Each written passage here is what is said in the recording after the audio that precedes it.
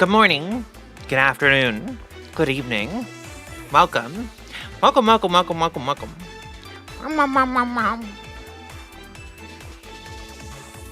Welcome to the stream.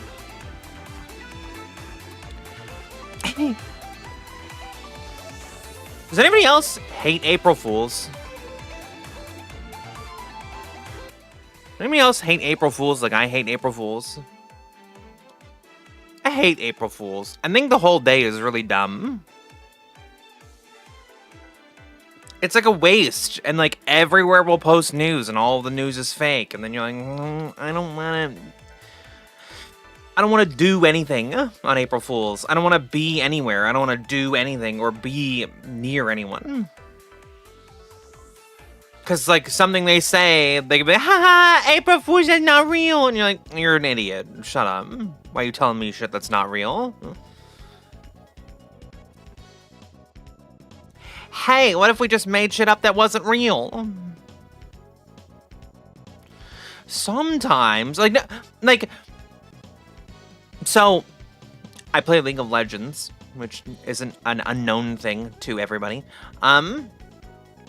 And League of Legends has an update for April Fools, and they update it and they add skins and stuff, and the map changes, and there's like weird little stupid additions, like certain enemies will be the wrong enemies, but they have like the regular normal health and everything, but they just look different, like the models are just swapped or whatever. It's fun because it's a real thing. And like certain things don't bother me, like CD Projekt Red released a thing where they were releasing a new controller that was going to work really well to immerse you in the world of The Witcher 3.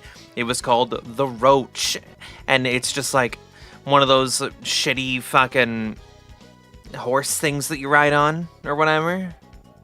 Like one of the little like stick with the horse head on it thing. That's okay, because you know it's fake, right? Like you know it's not real. But it's like sometimes things release, like, they try to release real news, and it's not, like, real news. Hi. Wow. And it's just, I don't know. It feels dumb. April Fool's feels dumb to me. It's, like, not worth it. And then, like, VTubers would be like, I'm graduating. Shut up. No, you're not. Those posters are stupid and they make our community sad. Don't do that to them. Don't make your community sad. It's not fair. It's not fair to them. So I hate April Fools. The holidays, most of the holidays are fine, right? I'm down. You want to celebrate your country with a special day? Do it. You want to celebrate Easter? Do it. You want to celebrate Valentine's Day? Do it. Fucking, you want to tell people you're graduating? Don't do that. Don't be dummy. Deadlock released an update that lets people stack the same hero. That's kind of funny. So you could play like a full team. Your whole team, you could be like, we're gonna all play Silver. Silver versus Silver team. That would be kind of funny. I haven't played Deadlock in a few days, actually. Not a few days. It's actually been like over a week. I've been really kind of caught up in my other competitive games. Like other competitive gaming. My friends are very, well, my friends and also the boy have been very, let's play this one fucking thing. Stretching out ratty.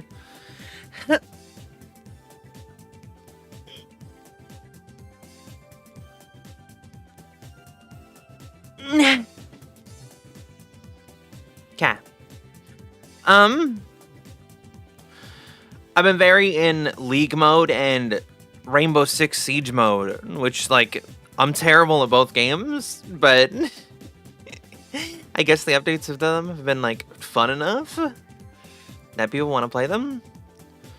I'm sure Marvel Rivals did a thing, too. I had friends playing Marvel Rivals yesterday, and I was like, why? Why are you doing that?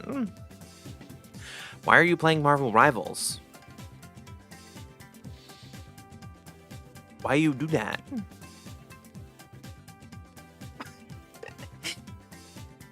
Hi.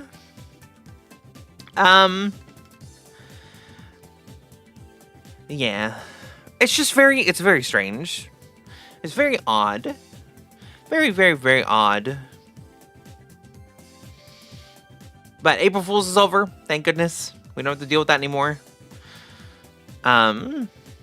Hopefully the news from April Fool's won't circulate and become awful. One of the things I saw was from Game Rant, and Game Rant was trying to say that the DLC for Resident Evil Requiem had been announced, and it was going to be a mercenaries mode, but then also a story where Leon's wife Patricia gets taken, and you have to go with Ada Wong to go find her. And I was like,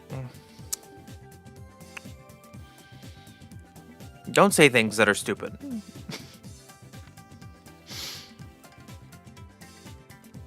It's probably more fun to play a game like Marvel Rivals instead of a game like Marathon. I mean, maybe. It's just playing a really boring extraction shooter or a really unbalanced team shooter. I'd rather play Rivals than Overwatch. I don't know at this point. I don't know which one I'd rather play. Because both shooters are just weird in their own ways. Like, the Overwatch community now is like weirdly toxic people, but like the Marvel Rivals community is also really toxic. And like, I don't have, how do I say it? I don't have like a character, I don't have characters in Rivals that I like. I have a few that like I stick to that I'm like, oh, I'm pretty good at this. I'll do this. But like, it's not like my impact in the game is the biggest thing. If I'm playing like Doctor Strange, yeah, I can make space and stuff and we can play good. But if I don't have a good healer, like any good healer, then we're screwed. And then if I'm playing a healer, if I don't have a good tank or any good DPS, we just lose. I don't like the whole... I got sick of the playing competitive games where one or two people could ruin the whole team. Because I don't play in a stack, and when I play in a stack, the people I play with tend to not be very good. So we lose. And I'm like... I just want to play the game and do well. I'm sorry. Which is why, like... it sounds dumb. It's why Rainbow Six Siege is one of the things that I play. Is because of the fact that, like, if I'm good enough, I can win the whole thing. It's a 5v5 game, but if I'm the best player, then we can still win. I could carry their dead bodies across the finish line.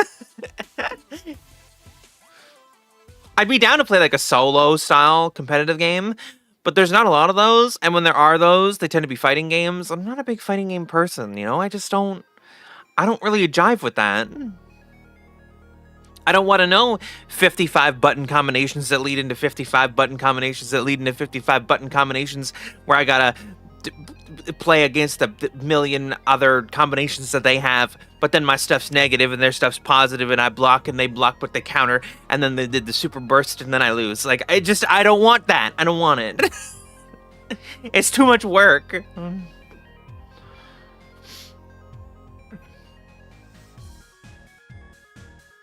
I've been getting back into Hunt Showdown recently, and I came to the realization that I got no one to play with again. I've never played. I think I tried Hunt Showdown one time. I think I tried it one time, and I don't think I knew what I was doing. Is Hunt Showdown an extraction shooter, but like about like weird supernatural shit in like old America? I remember thinking it looked pretty, like it was a pretty game. I don't know. There was something about it where I was like, I don't know how to do this. I don't know what I'm doing. I don't know what I'm doing. And I get that that's the start of a lot of games. It's like you have no idea what's going on. But like, I have no idea what's going on ever. Like, I wish I knew. I wish I wasn't, like, that out of it. But I lose myself in the game. But I'd like to play something competitive solo. I'd like to have that idea. And I can't, like, I don't know. I can't play Siege alone. Siege is very duo-based. Playing with 2 people or more gives you a better experience. Playing League solo makes me want to pull my hair out. And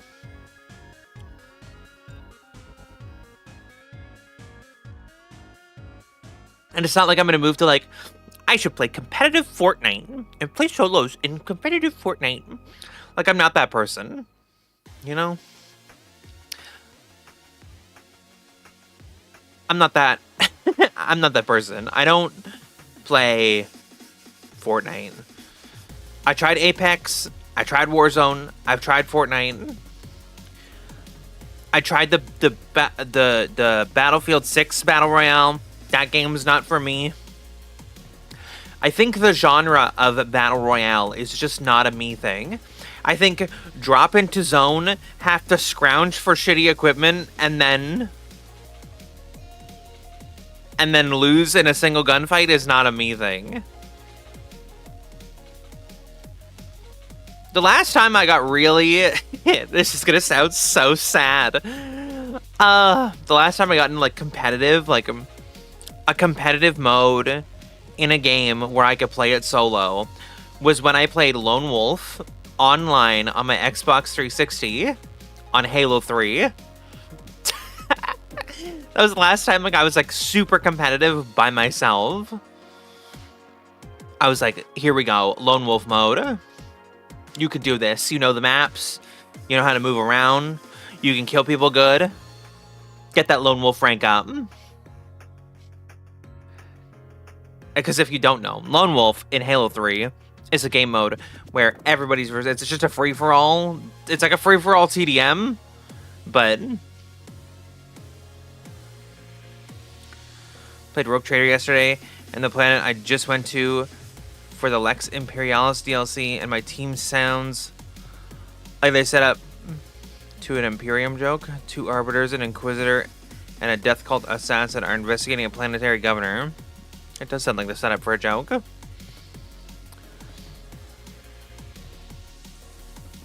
I think I can...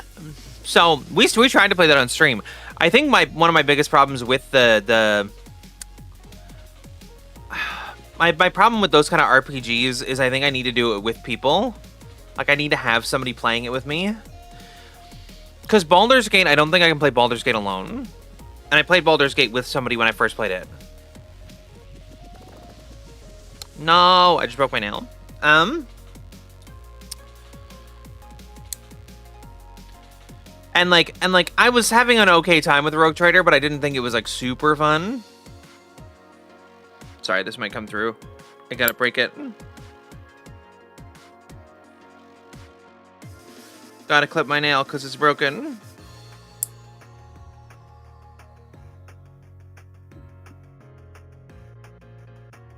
Those kind of RPGs just don't get me. I'm very, like, old school kind of gamer. I either play competitive stuff, or I'm playing, like, a really fun and quirky solo title, or a horror game. Resident Evil 9 got me, like, in the mood for horror games. And I don't know why. I've been, like, thinking about other horror games since then, and, like, not, like, super duper scary ones, right? I've been thinking, like, Alien Isolation and, like, Resident Evils, like the other ones. Playing, like, Revelations again, or playing, like, RE2 remake. My brain's been, like, all over it. I don't know why. You just bought RE5? RE5 is fantastic. And it is a fantastic time. That was my first Resident Evil game I ever played, and it is... I will say, it's not as fun solo. If you don't play it with somebody, it's not as good. Because your partner, whoever it is, if you play Sheva or play Chris, then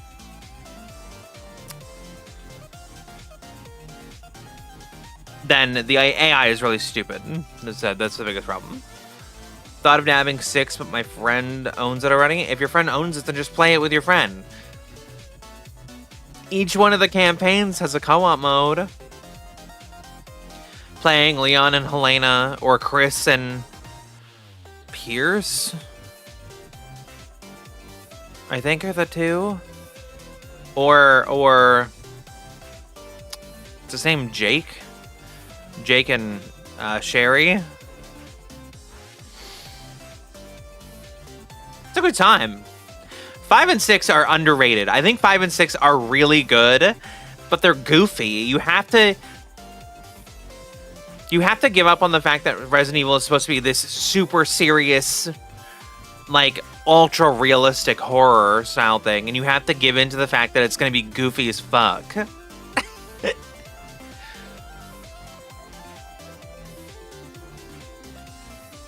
Not a spoiler from 6, but my favorite line that happens in the entire game happens literally in the first scene.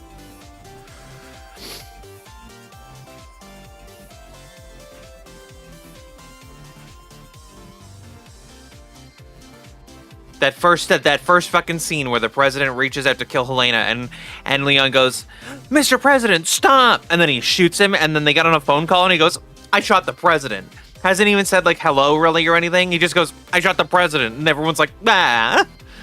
It's one of those, you can't start a conversation like that, Leon. You have to have context. You can't just shoot the president and tell people. I love imagining that Ada is going schizo and thinking she's a partner with her, but the agent isn't there. I mean, that's because that story's supposed to be done solo. But they had to make it co-op because everything was co-op, so they just add agent. Hydrate. I'll have coffee, which technically doesn't hydrate you, but I'll have it because I'm drinking it right now.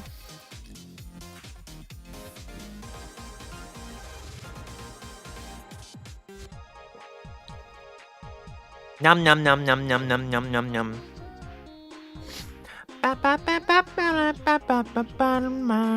You still have that? Gosh. In Rogue Trader, you can get a really fun build. You can make a lot of chaos. Like Psyker, who stabs everyone repeatedly. This thing can cause everybody to be poisoned, bleeding, and on fire. Then make all of them turn into infernos. Yeah, but like, I'm not a big strategy gamer as it is. I sometimes can get into it. My favorite style of strategy games, and this is gonna sound stupid, okay, are like the city builder ones, or like the simulator ones, like Roller Coaster Tycoon and like Anno and like I don't want to micromanage a nation and like, this one needs a bank so that it can make me a little bit more money because it's got fertile land. No, I just want to build like a little town, a little cute little town, have my people walk around and do their little jobs. Or like I want to run like a park or like a zoo or, you know, like... I want it to be able to automate itself, but me have to put in the buildings that they need. And then the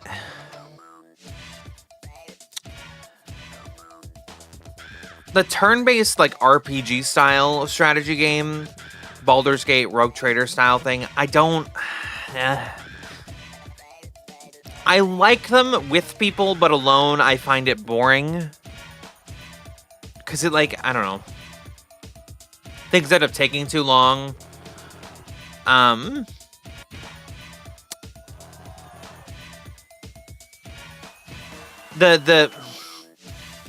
mean, the thing with the things with, like, Rogue Trader and stuff that, like, really get me is, like, when you're shooting at people and it's like, you have a 40% chance to hit. The chances to hit thing in any game piss me off. In, like, a turn-based thing. Like, yeah, some attacks can miss in certain, like, aspects. Like, in, like, a JRPG, I'm okay with that. But fucking... I don't want to deal with, like, XCOM level, you got a 95% chance to hit, and then you miss. That just pisses me off. Doesn't I don't enjoy it. It just makes me mad.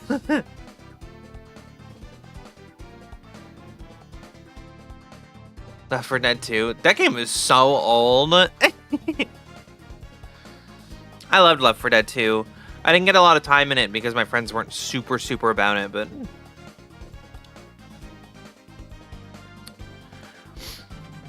I miss the old days of Payday 2. That's what I miss.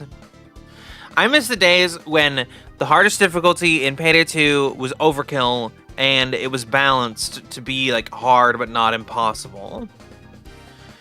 This whole shit where they added the extra difficulties on top, and then there's modifiers, and the guns are all fucked up, and you got cards, and your build, and this, and that, and this. Too much shit. There's too much shit in it now.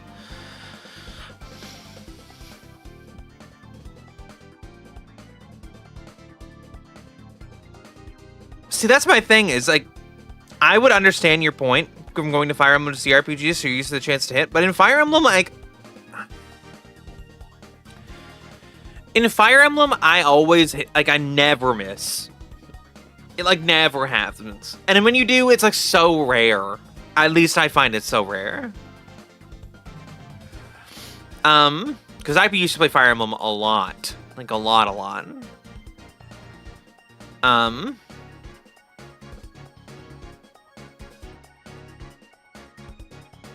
But I stopped with, what the fuck was it called? Fire Emblem... I mean, the one that made me stop was the oh god, what's it called? Fire Emblem...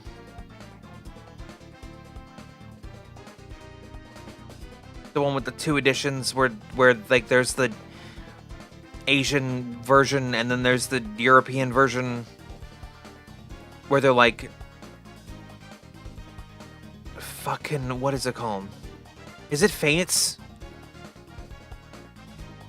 Where there's like there's like the actual like Japanese faction you join if you have one copy of the game, and then there's like the other copy of the game where they're like really old English armor style guys. And then there was a 3rd edition that came out later. It felt like a Pokemon game. It was really weird. That's the one that made me stop, because I got it and then I wasn't super into it and I was like, nah, I'm out of this. I'm out. I played the one before that, Fire Emblem, whatever it was called, with Lucina and shit, and Chrom. That game was great.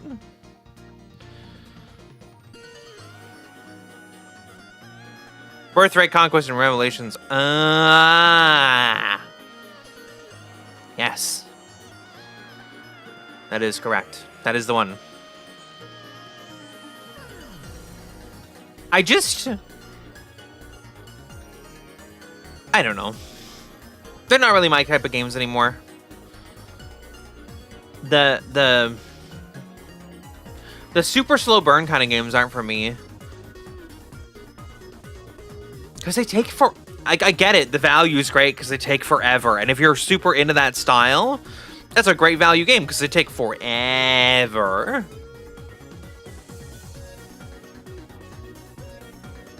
There's a War of the Worlds movie coming out based on the movie?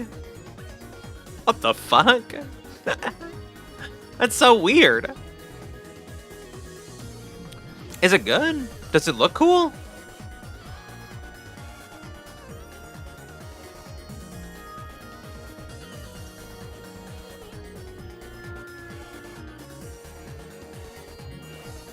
War of the Worlds... No, not the movie, the game. The game. I mean, the movie is based on the movie.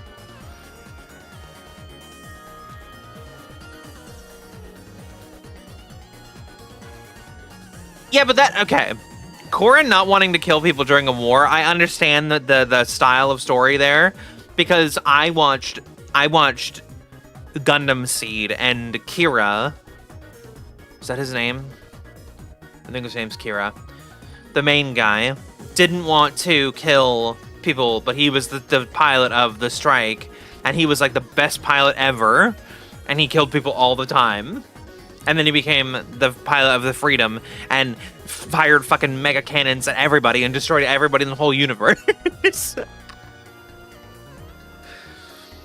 But then they're like, these drones aren't piloted. You can go all out. And he's like, I will. Wah!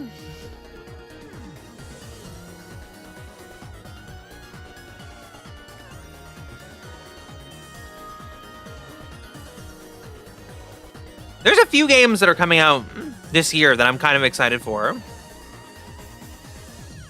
Which is a surprise, because I'm not normally excited for that many games. But, like,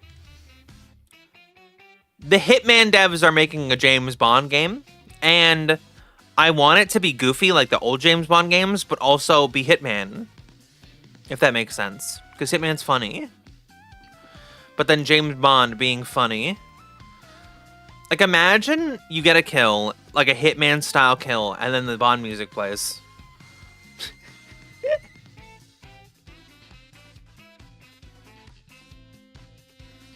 I do miss, like, Hitman 2, to be honest. Ooh. For me, it's Gears of War E-Day. Gears of War E-Day? Is there a Gears of War thing happening? I thought the series died. The series should have ended at Gears of War 3? that series should have ended. It's like how Halo should have ended after Reach. They're trying to revive it. My god. What's it coming out for? PC? Because clearly it's not going to be an Xbox exclusive. Xbox doesn't have exclusive anything anymore. They don't do anything anymore.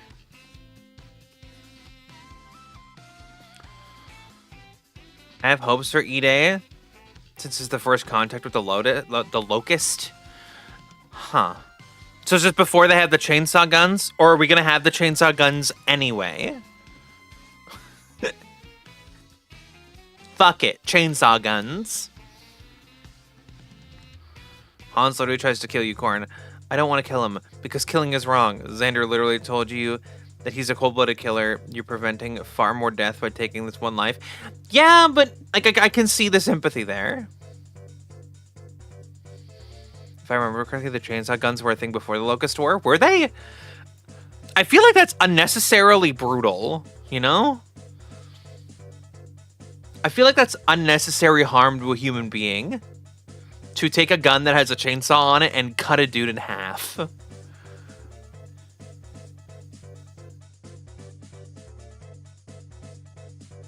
You know, big game companies are really good at one thing above all else. Beating a dead horse when they already killed. Yeah? Halo? Call of Duty? Call of Duty? Call of Duty is like the saddest series of games I've ever seen. It is a game series that has like so much potential for really cool storytelling, and then they're just like, what if the next Call of Duty, you play as a guy who's on a black mission, and somebody invades your mind with a drug, and you keep seeing visions of crazy shit like giant machetes flying from the sky. And then you have people thinking back to like, bitch, when I was playing fucking Call of Duty, fucking the biggest thing that you do, like, fucking, the only thing that you do is like, what's the craziest thing you do in like Modern Warfare 2? The original Modern Warfare 2. Get shot by Shepard? Like,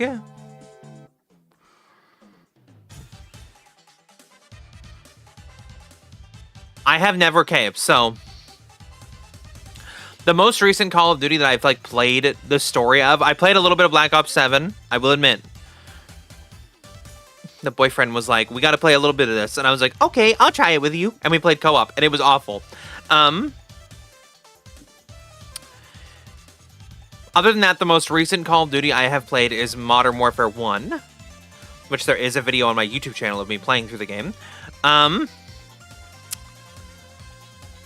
Like the 2019 version of Modern Warfare. And it was okay, but it wasn't good. Like, it was a great setup game, but then I don't think the other games are very good. I don't know. From what I've seen, they try to incorporate zombie mechanical stuff into the main campaign, and that's not how it works. First of all, zombies was a World at War thing,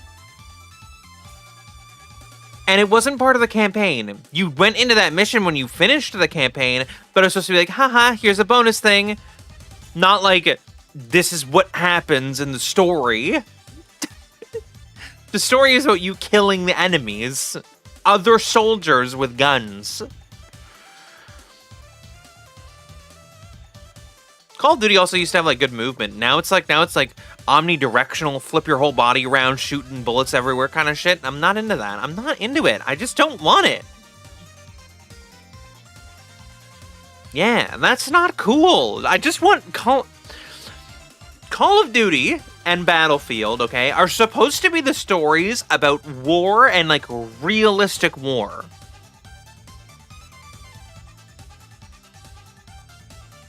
Can we just have like and it doesn't have to be like hyper realistic war, obviously, because like obviously Soap and Ghost and like everybody and Price and everybody aren't going around killing like a million fucking enemy soldiers, right? So it's not like super realistic, but it's realistic enough that you could believe that this was a story, right? Not the shit that's like so out of this world. Like if you want to have a crazy out of this world story, you know what game is really good for that? Titanfall was great for that. Because Titanfall was a game about giant mechs that fucking shoot each other. Just do that. Oh, we wanted to have an IP where this random fucking crazy shit happens. Okay, make a new IP. Like, just make new IPs. I feel like they should do more World War II games. Since I know there's a lot more stories they can put into the games. I mean, yeah, they could. It's just a lot of people are like done with the World War II guns. Like, yeah, the M1 Grand, woo! The Tommy gun, woo! The MP40, woo! Woo! Like, my thing is game companies are so afraid to make new IPs because they're so afraid that, like, nobody's gonna want them or like them or whatever. Just do it. We can't make new IPs because everybody hated Concord. I mean, that's true, though. They're so afraid. People wouldn't hate a new IP. People wouldn't hate a new IP if it was, like... if it was good. Nobody hates new IPs just because they're new. People hate the new IPs because the games are bad.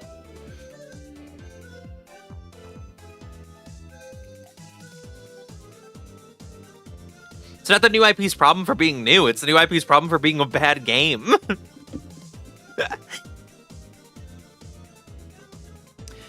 Like, I'm so for like new IPs coming or bringing back old IPs that you've just given up on. Sony literally said that Concord was the reason they weren't making new IP games.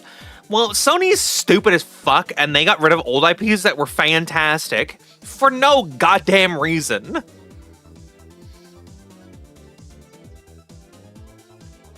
Like, can we be fucking for real right now? Sony dropped the fucking ball, okay? Sony dropped the ball. The PlayStation 1, PlayStation 2, Sony systems were fantastic. And they had fantastic games with fantastic IPs. Fantastic. You got Crash, you got Spyro, you got Jak and Daxter, you got Kingdom Hearts. Like, they're rocking it. They're doing everything. Then the PS3 comes, they get Demon Souls, and they still got Ratchet and Clank. But Crash is gone. That's starting to go on a different platform. Spyro's turned into Skylanders. Fucking dropped the ball. They're like, we've got God of War and we have Last of Us and Uncharted. It's like, so? Motherfucker, who cares?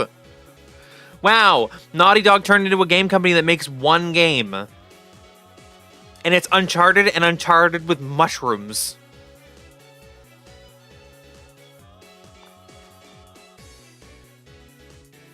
We're not getting another Bloodborne. That's just not happening. Bloodborne's over. Unfortunately. I love Bloodborne. It's not happening. That's another thing. Twisted Metal. I don't know what it is. Sony just loses. They just lost everything. And it was like at the time of like the PS3, they just decided that nothing mattered and they just gave it all up. Xbox, at least. Xbox is like, we got Halo, we got Gears of War, we got fucking Fable. We're doing it. We're doing it. We're doing it. And then the Xbox One comes out and like, we're not doing anything. They're bringing back Twisted Metal in show format.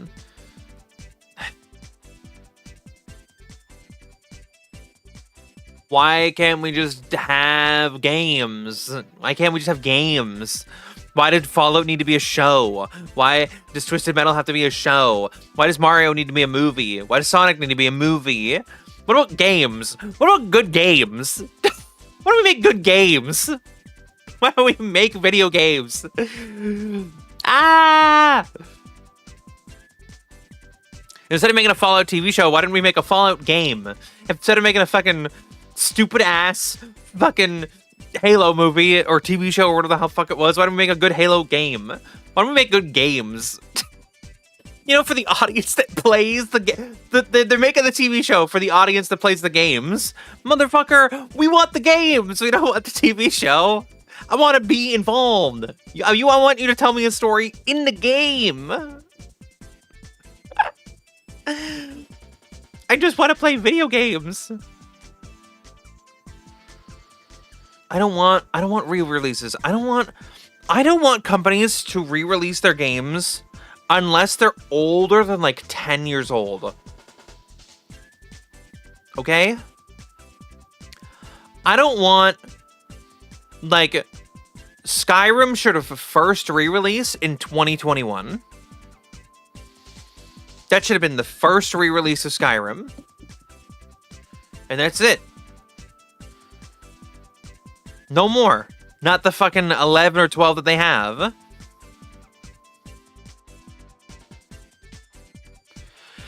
If Twisted Metal was a game, people would have played it because they would have been so excited that Twisted Metal was coming back.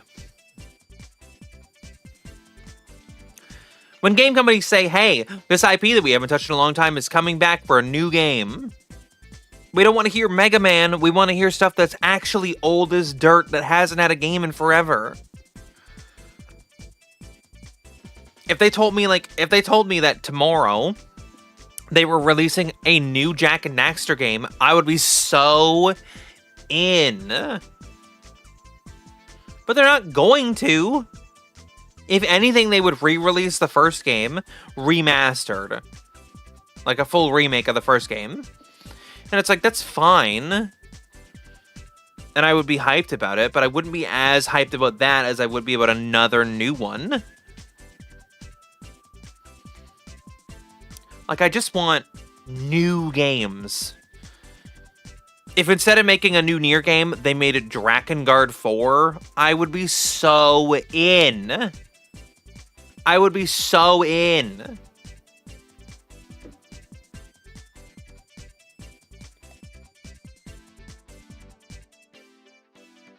I'm gonna be so sad when the studio behind Mass Effect closes. I would have been. I would have been sad when they closed. If they hadn't made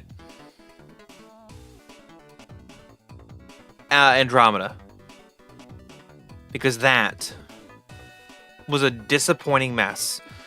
That was a disaster of a game.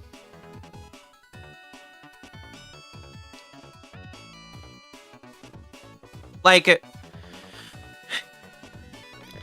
the story of... Light spoilers. I won't actually say anything specific. But the story of Andromeda is just like if you took the story of Mass Effect 1 and 2 and mushed them together.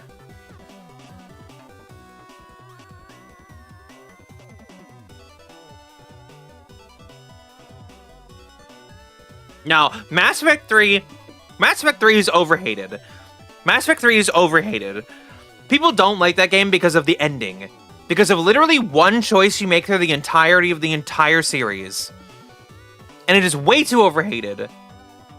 The whole game is about tying up loose ends and making the choices you've made through the series matter. And they do that.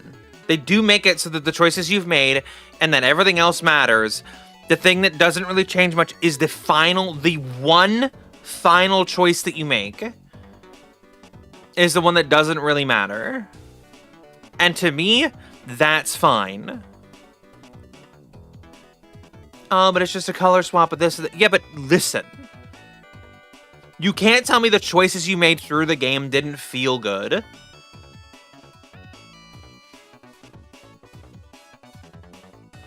The worst Mass Effect in the Mass Effect series is the first one. Like, not including Andromeda. That doesn't count. It's not part of the series. The first Mass Effect is the worst Mass Effect. 2 is the best one, easily. And 3 is really good.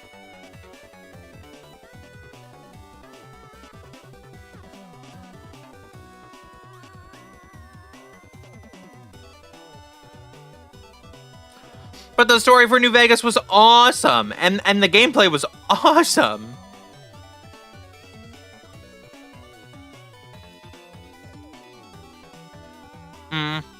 See, for me, Mass Effect is a huge, Mass Effect's probably one of the most fleshed out sci-fi universes I've seen, which is why I was so into it.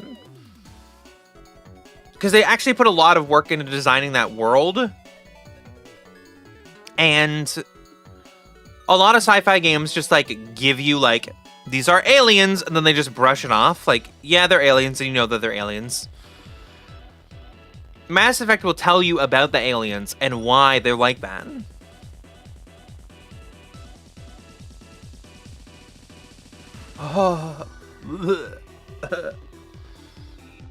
Fallout 4.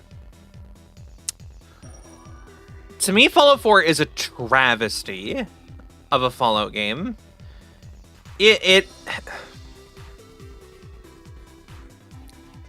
The gameplay of Fallout 4 is the best part of it. And it's such a travesty. It's a train wreck. The story is bad. The characters are poorly written. The storylines that they give you in the game are so fucking bad. They have, huge flaws and, really important stuff in the game. And your main character, you don't roleplay your main character. Your main character is the dad or the mom, whoever you choose, and they only play the one way. You are whiny parent looking for child the whole game. In Fallout 3, you're looking for your dad, but also, you can just be psychopath piece of shit to everybody. Yeah, and I don't rely... If I gotta rely on mods to make a game better, that doesn't make the game better. The game's base value is how I rate it. I wouldn't rate a game based on the mods. Because if I have to fix it, the game was bad.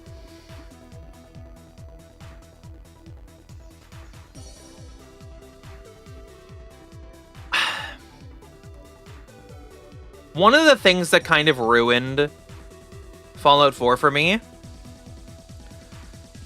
is just how stupid everybody is. If that makes sense. Just how stupid everyone in the whole world is. Two major examples of how everybody's a fucking dumbass, okay? One, you follow this red line through the city because you're trying to find a secret organization of really stealthy people that help synths become real people. You get to their hideout, and they're called the Railroad. And everybody knows that they're called the Railroad, and the password to get into their secret hideout is motherfucking Railroad. The title of their own thing is how you get in. Are we crazy?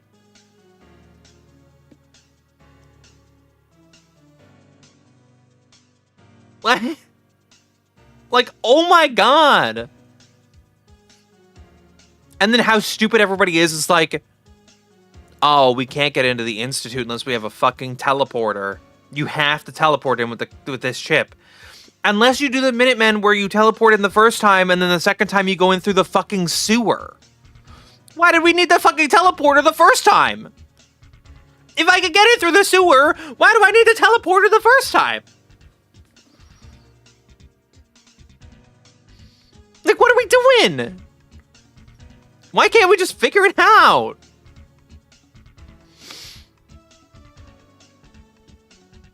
I mean, come on.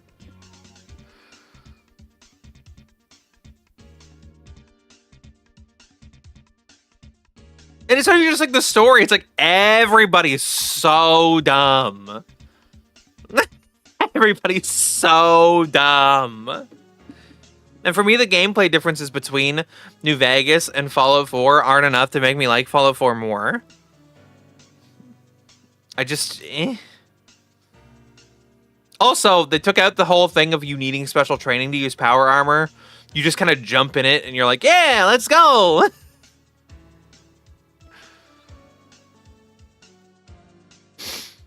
There are a few games that doesn't need mods, in my opinion, is Left 4 Dead. I'm going to be completely 100% straight.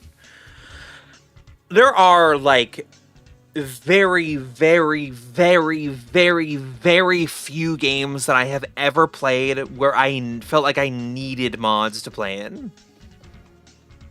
Very, very, very, very, very few.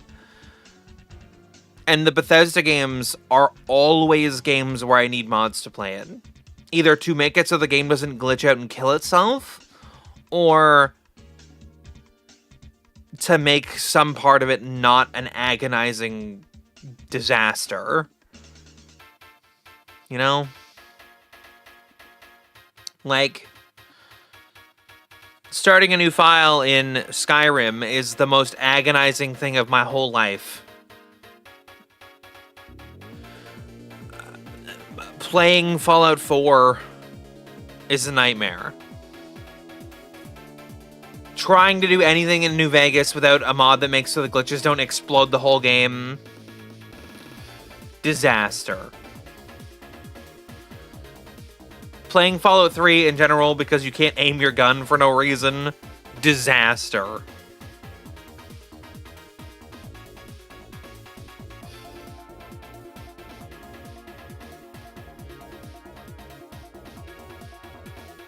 I wouldn't... My problem with Skyrim, one of my many, which I have lots, one of my many problems with Skyrim is the fact that there is a curve to how strong you are. There's this very strange curvature to how strong you are in the game. At the very start, from level 1 to 4, you are super powerful. Like, unbelievably strong. Then you get over level 5 and above, and you start to get weaker and weaker and weaker because the enemies are scaling with you as you level up, and 5 is the first breakpoint where they become stronger. And then you have to wait all the way until you're really high level, and you're maxed out in your weapon tree of choice, and you have decent armor and decent weapons, and then at that point, you start to scale again where you're becoming strong again. So there's this huge point through the middle where you're really weak, but at the beginning and at the end, you're really strong.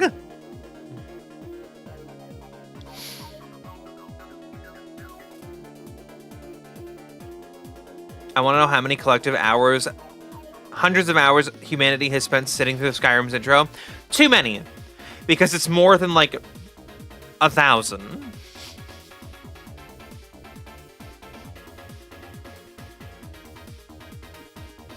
Oh, you're finally awake. Motherfucker, I've been awake 100 million times. I've been awake 100 million times because I didn't want to be a wizard anymore. I didn't want to play a stealth archer anymore. I didn't want to be a barbarian anymore. I wanted to be a farmer.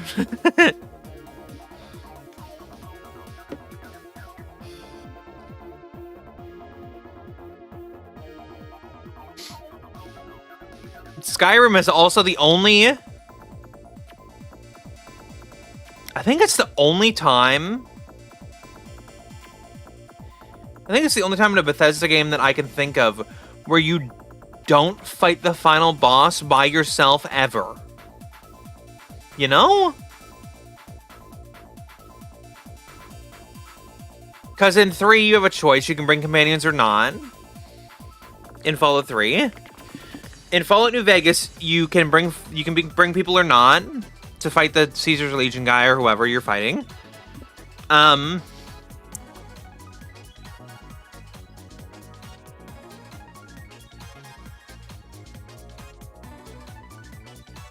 Oblivion, you don't have to bring people.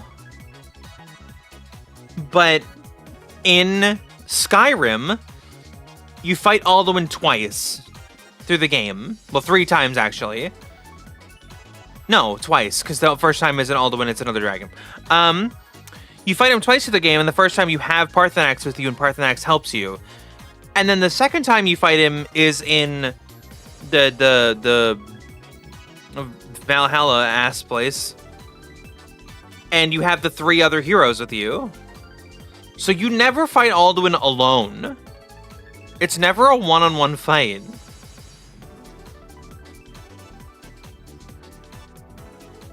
So, like, what are we doing? What are we doing? Why aren't we, you know? And, like, they're strong. The allies you have are very strong in each fight. So Skyrim just feels bad.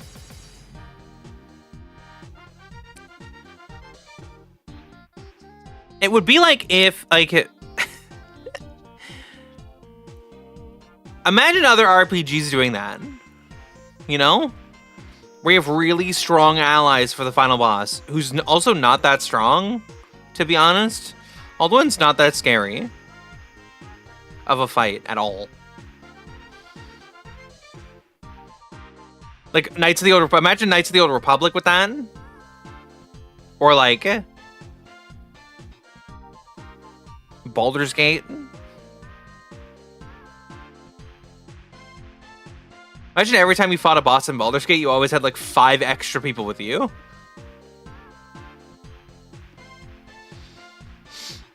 And they were, like, really good.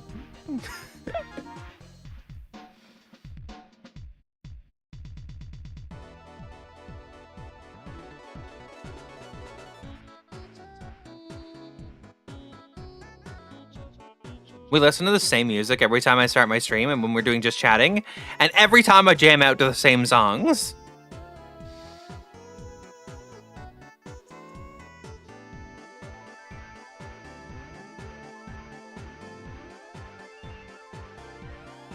I think Bethesda's just lost me.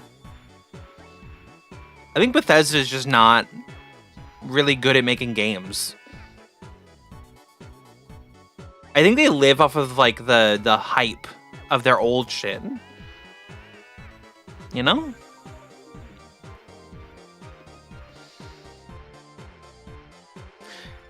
It's part of the reason why I think Sony even sells consoles at all. It's because I feel like Sony's living off the old hype that they had.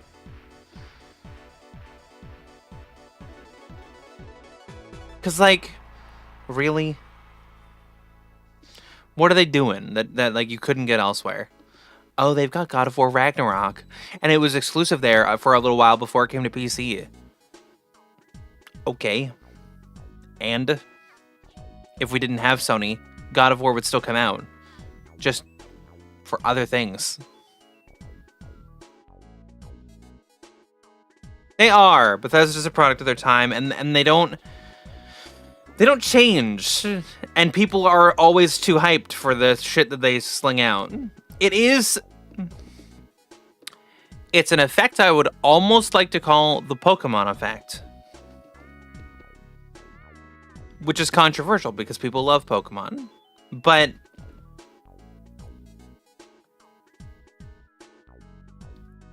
And you gotta hear me out. Pokemon can literally release whatever the fuck they want. And millions of people are gonna buy in. And you know it's true. You know it's gonna happen. You know that no matter what, people will buy that shit.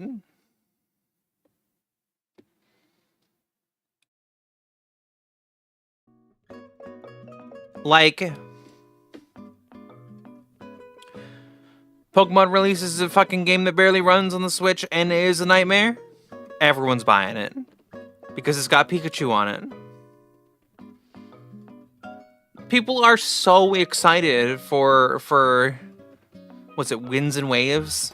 The next ones?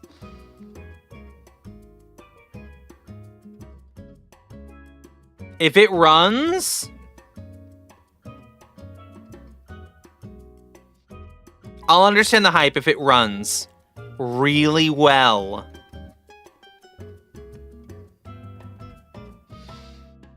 And it has to still look good.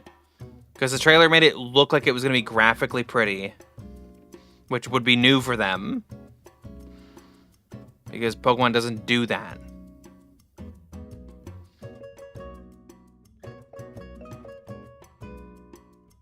And the fact that Bethesda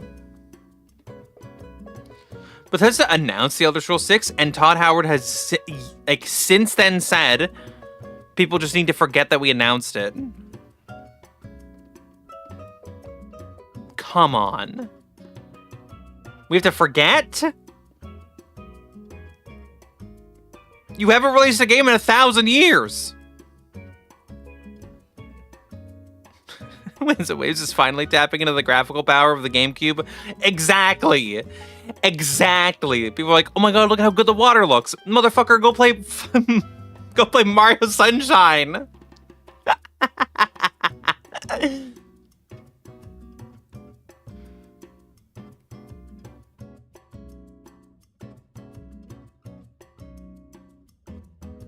Like, I give Nintendo a lot of crap, and I will continue to until they realize that their fucking shit is dumb.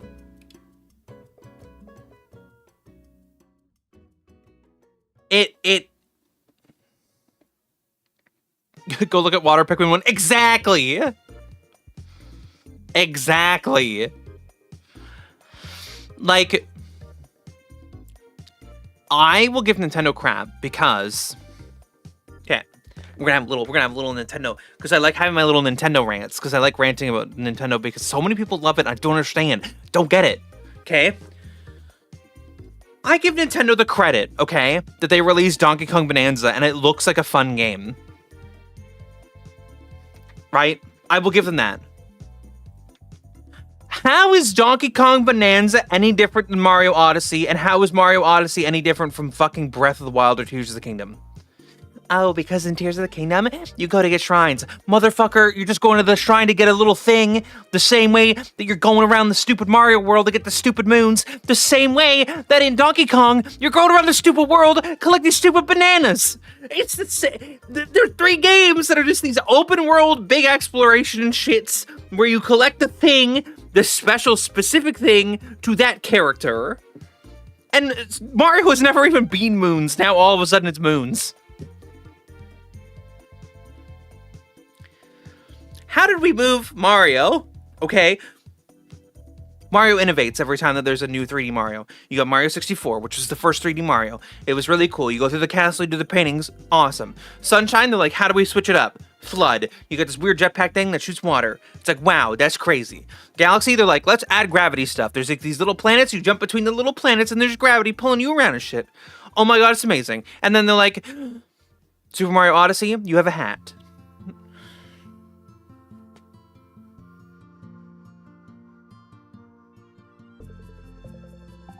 What do you mean I have a hat? Sure, you can have the hat.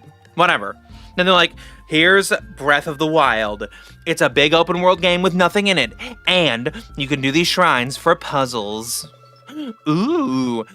People are like, are there dungeons? Are there 8 dungeons in the game? They're like, no. There are 3. 3? Are there 4? I think there's 4.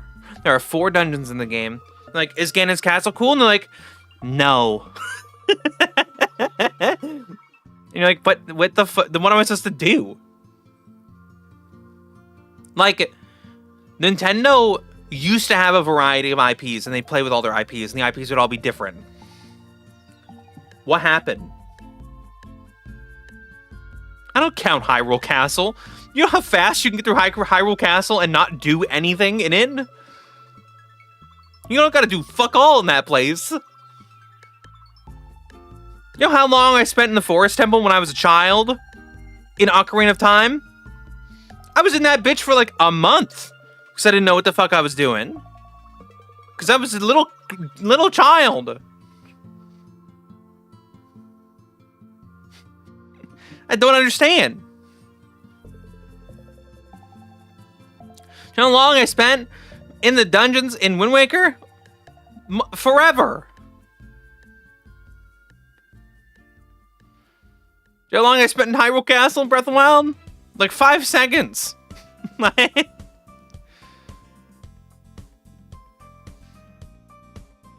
And I get it, okay? Well, but they've got Smash Bros. And they've got Mario Kart. And okay, Mario Kart has not changed since, like, I guess the last one that really changed up the formula was the Wii version.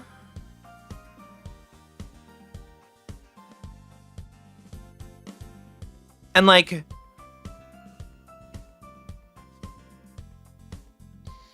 you don't tell me Mario Kart 8 had the gravity mechanic. It's just you driving on the track. Nothing changes. You're still just driving on the track. And like, fucking the new one lets you grind, which makes it so you don't have to drive.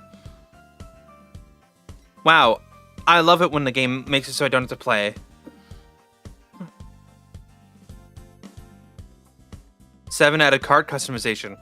Wow, what a mechanic that really changed up how fun the game was. I could put new wheels on my cart.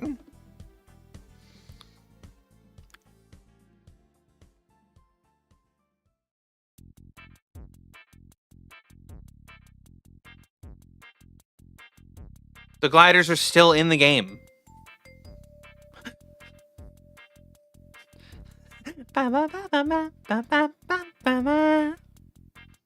Listen to some fucking Nintendo ass music right now. And like Smash Bros doesn't change. Smash Bros has been the same game since Melee. Oh, but in Brawl there was tripping, and in this there was this, and in this there was it doesn't. It's the same shit. It's the same shit. To be honest, it's the same shit. But there's more characters now. Okay. And doesn't really make the game that different. Just adds new people.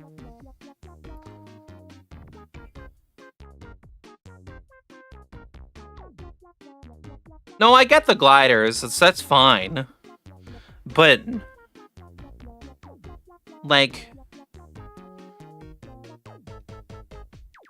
meh. Right, there's nothing really new. Nothing changes to the point that you're like, oh my god! It's just Mario Kart, and you know it's Mario Kart.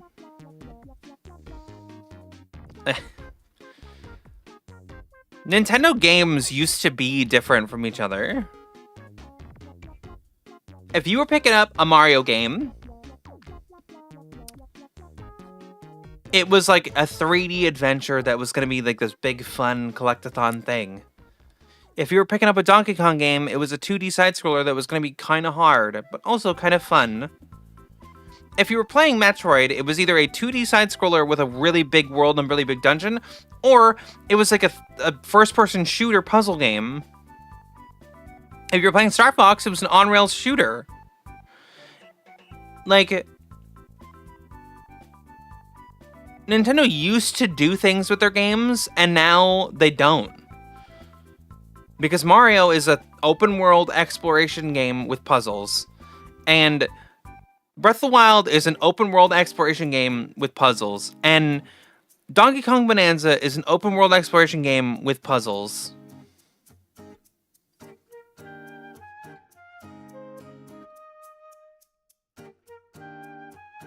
Yeah. The only thing that you could take away from Mario Galaxy, the only thing that you could like technically be like, you could argue that Mario Galaxy wasn't that different, was that in Sunshine there were a couple of levels where Flood gets taken away from you, and you have to do these platforming sections as just Mario, and it felt like the precursor to Galaxy. But those were small sections of a way bigger game, and Galaxy still added new stuff on top.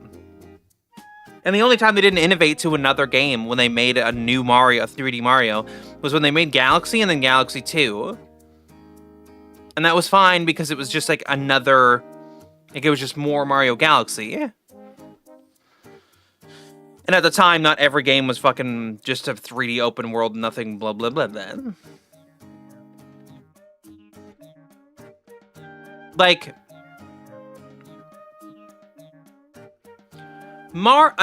Nintendo is a company of innovation and exciting, like, stuff. They do a lot of exciting things. But it feels like as the years have come on, their innovation is leaving.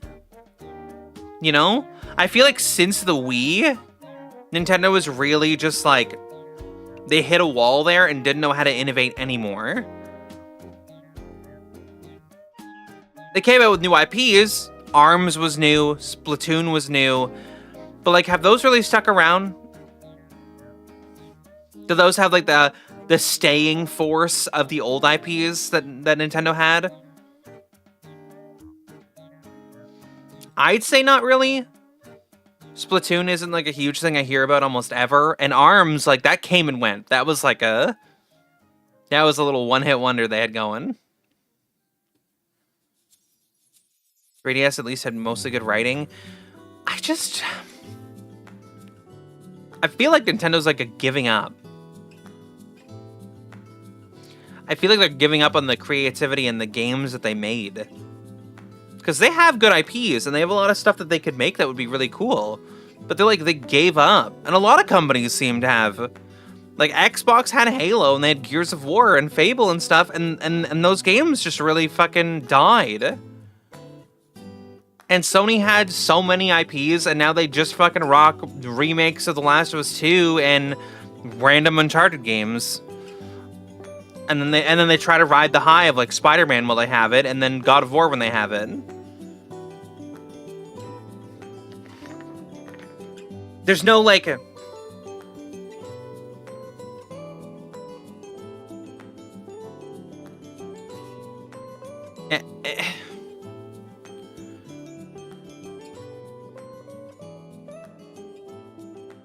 gaming, there was like a point where gaming was like great, you know? And I feel like outside of indies doing really cool, interesting things, we're losing how gaming was so cool before.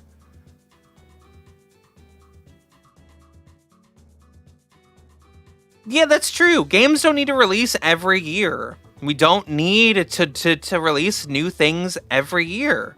We don't need new games all the time. It can be a few years in between. Look at you, Assassin's Creed. Look at you, Activision. Fucking, like... Listen, the game can be broken, okay? On release, it can be a little jank. To me, that's fine. I would prefer it wasn't, right? But I want the product you release to be something good. I just want it to be good, and I don't want it to feel like I just bought the same thing I own, or you just made it, and now you just made it again. Like, one of the things that happened was the Assassin's Creed fatigue. I played Assassin's Creed. I played the first one. I played 2. I played Brotherhood. I skipped Revelations. I played Black Flag. Skipped Rogue. Played Unity. Skipped the other one. The England one.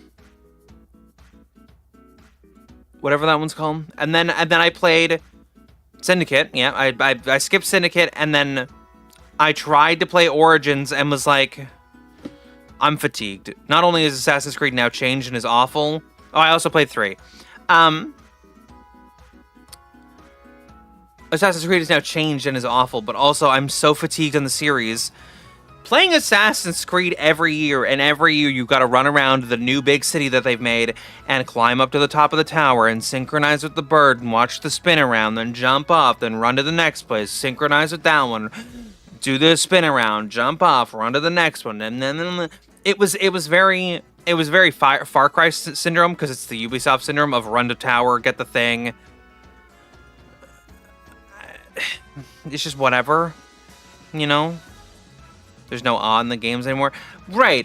I mean, like, they could have had, like, fucking aura in the Assassin's Creed games, but they don't. Also, I just saw a thing the other day. I don't know if it's true or not, because I think it's around April Fool's Day that I saw it, so it could be fake.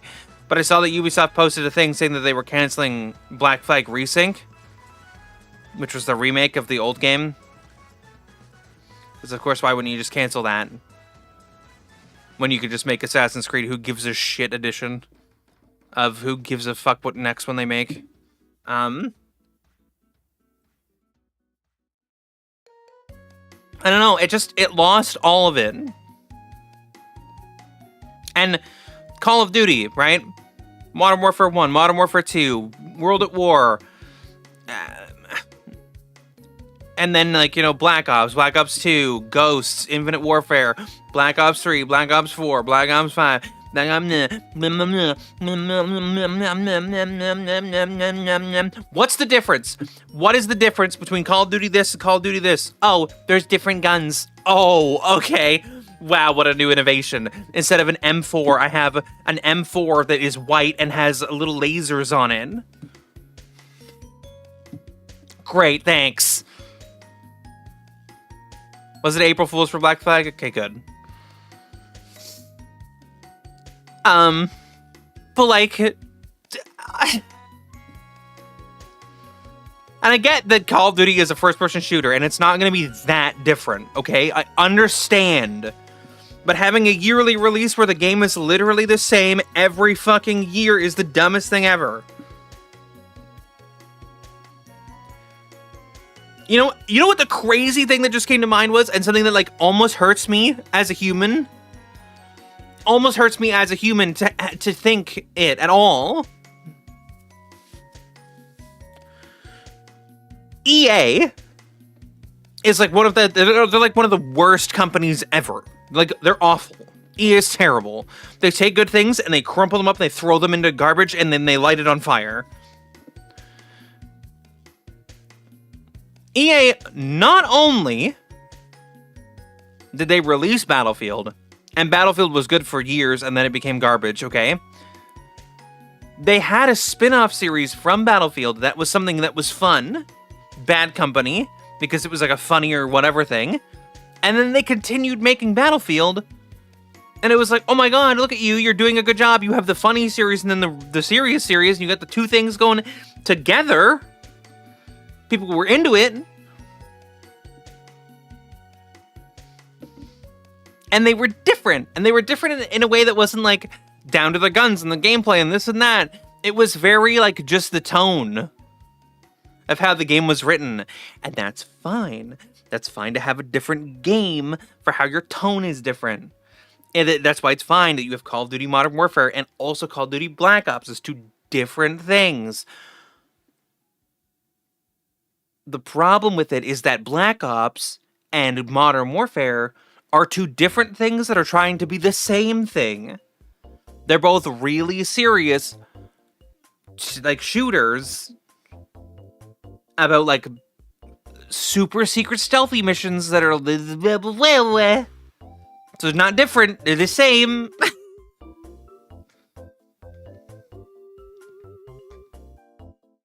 As much as I love Zombies for COD, I don't want it to be the lifeline for the COD games now because the multiplayer and the campaign's like... Here's my biggest argument against Call of Duty being kept alive by zombies. Other video games do that. Oh, I really like Call of Duty Zombies. Have you tried playing Killing Floor? Imagine you bought a game that was cheaper, that was literally just the zombies mode. Is it different in its own ways? Yeah. But it is just the zombies mode. They're not trying to sell you on the Call of Duty campaign with the Call of Duty multiplayer, with the Call of Duty guns. They're like, here is the Call of Duty Zombies-esque experience that we've created, but it's called Killing Floor. Here you go. They're not the only ones that do it either. There's other games that also do that. Sure. But, like, there's gotta be a way. There's gotta be something that makes it... No, I can't agree with the idea of buying a $70 or $80 game for zombies. Because nobody can tell me that they bought Black Ops 7 for the zombies mode when that was the game. Because that's not okay.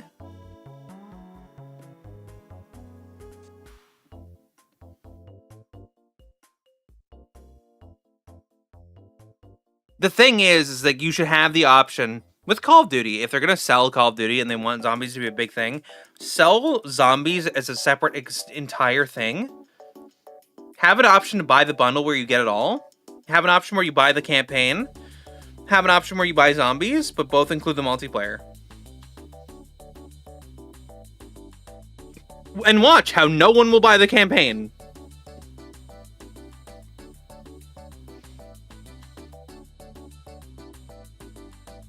I won't even, nah. I won't do it. As much as I could, I won't do it. I won't buy Call of Duty anymore. They've got to change a big thing about it, and I know that they won't, so. They're too obsessed with Warzone, and they want Warzone to be the big thing, and Warzone sucks ass. Call of Duty, when Call of Duty was at its peak, okay? Call of Duty's biggest thing is small maps, like small to medium-sized maps with like eight people teams running around shooting each other. That's where Call of Duty succeeds its best. If you want big battles, Battlefield. You want small, almost tight battles, Call of Duty. Like, you know what first-person shooter I, like, yearn for to be a first-person shooter that's real and good? Star Wars Battlefront anything. It's just a Star Wars Battlefront that is actually just fire. And the new ones that EA released ended up coming around after a long time, and they were okay. But they have to make a good, just one good one with no flaws. It would be fire. I'd be so down. But they don't do it.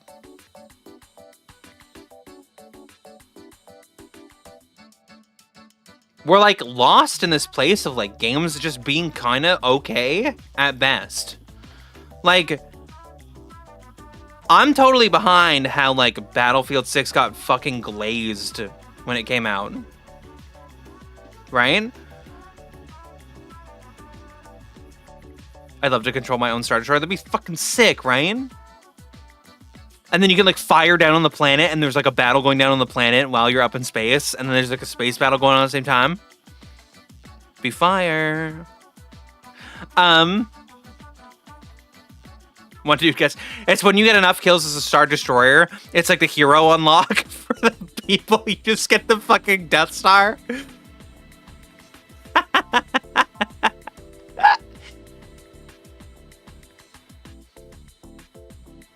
The hero ships for like the good side, it's like you get the Millennium Falcon. And then the bad side gets the Death Star. ground combat will be ending in approximately 1.5 minutes. What do you mean it'll be ending? What do you mean the Death Star has appeared?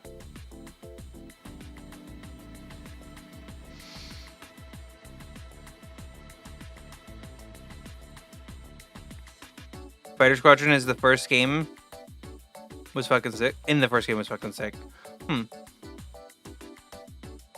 Also, can we normalize fucking Battlefield games having like Ace Combat style controls for their flight controls? Can they just like team up and like share the flight controls? That would be great, thanks. Ace Combat controls like a dream. Flying a plane in any Battlefield or EA style big war game, awful. It's a nightmare.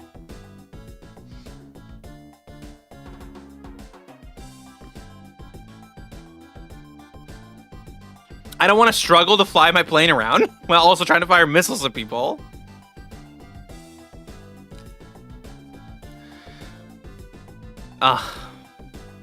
There's so many games, so many cool IPs that could be like fucking fantastic that so many companies hold on to that they just don't fucking like. Who?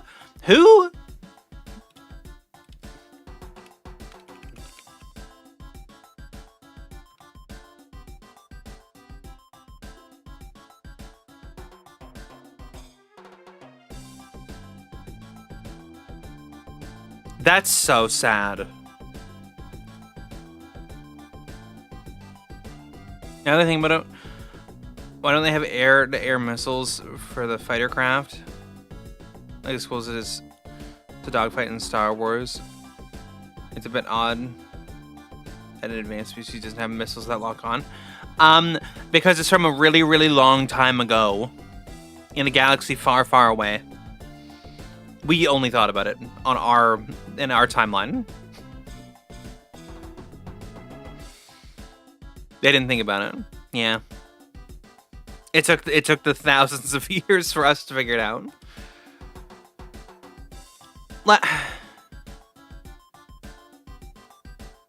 It's sad seeing games that were so good. Like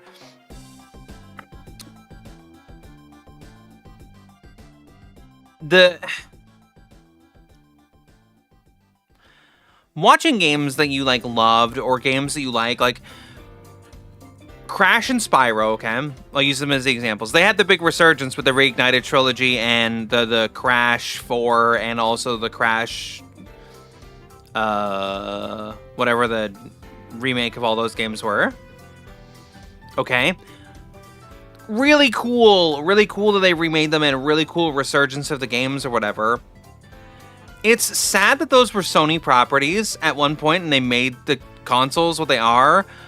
And then out of nowhere, who owns Crash now? Well, was bought by Microsoft and is run by Activision.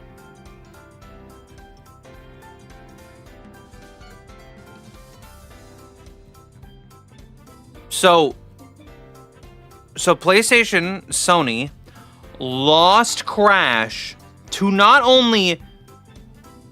Like, they lost Crash. They didn't only lose Crash, but they also lost Crash to their competitor who now owns the IP. That was the Sony IP. That was the Sony thing for the PlayStation 1. That was their thing. That was the counter to Mario and Sonic. They were like, yeah, we got fucking Crash. And everyone was like, whoa.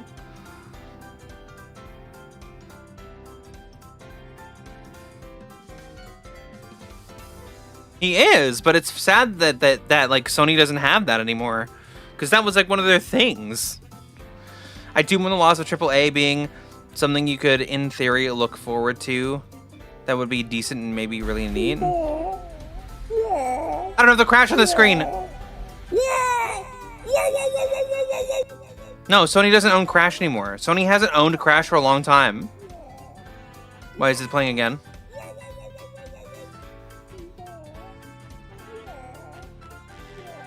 It's playing over and over. We have the glitch again.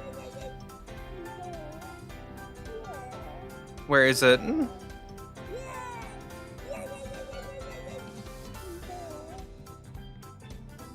Okay, it's fixed. I stopped it.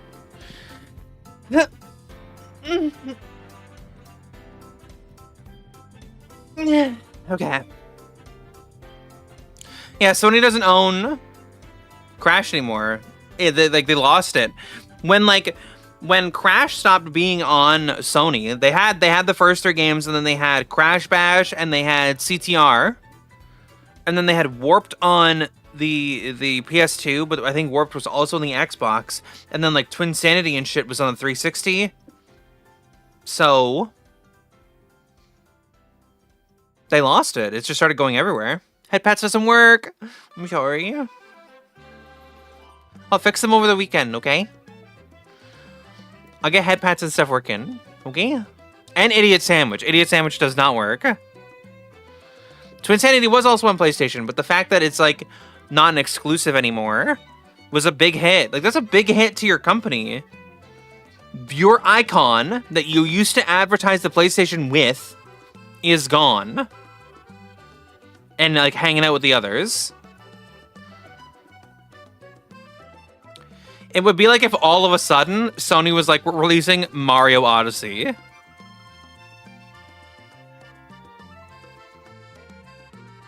Like,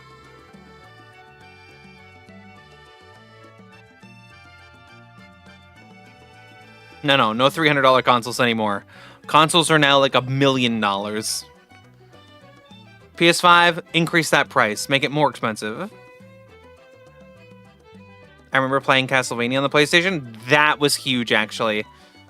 Because Castlevania was like a Super Nintendo thing. It was like super important to be on the Super Nintendo or whatever. And then they were like, Symphony of the Night, exclusive release on the PlayStation. Huge. Huge. Huge for sales. Huge for sales on the PlayStation. Because that game was crazy. And pioneered a new style for the series. But like, I don't know. I long for the days of old games, just when games would come out and they would just be good, you know?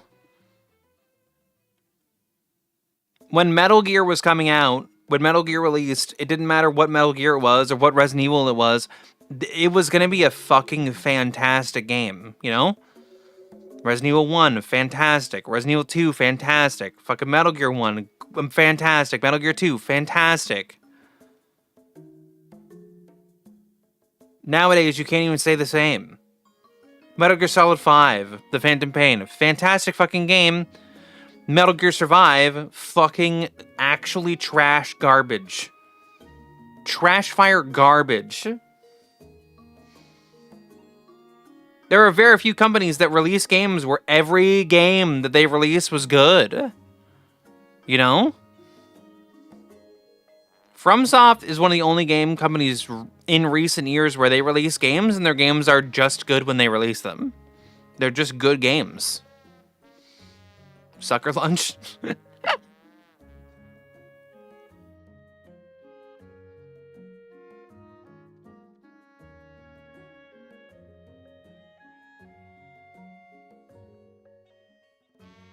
Team Ninja. What does Team Ninja make? I know that I've seen the name like a lot.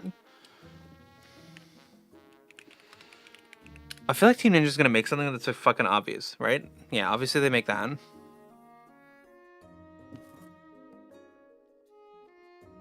I was mentioning stuff to my wife, and I was mentioning stuff, and my wife wanted to ask, "Have you played Neo?" I have not played Neo.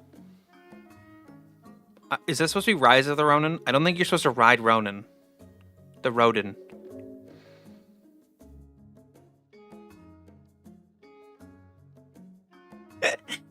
Riding the Rodin. Whoa. No,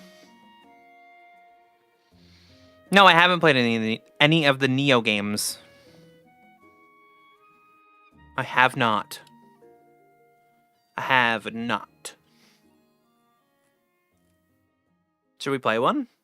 Should we play one on stream sometime?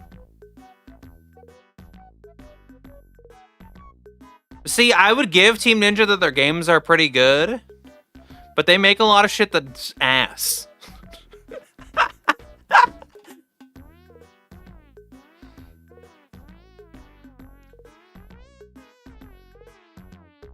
Yeah, I would give Team Ninja give Team Ninja the go ahead, but Dead or Alive.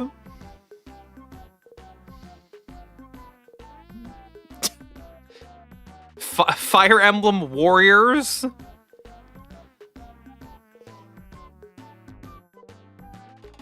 I know people like Hyrule Warriors. I didn't. Metroid Other M. Team Ninja gets a pass for a lot of stuff, but not that I can really say that with much confidence, because I haven't actually played like any of their games. I've never played a Ninja Gaiden. I've never played a Neo game. I played a Dead or Alive demo one time, and I was like, this game is horn dog. Holy. I'd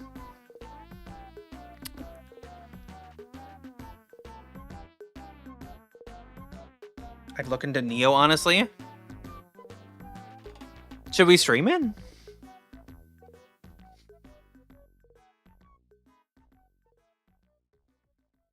Is it worth it? Yeah? Okay. I'll look into it. Maybe we'll start it up soon. No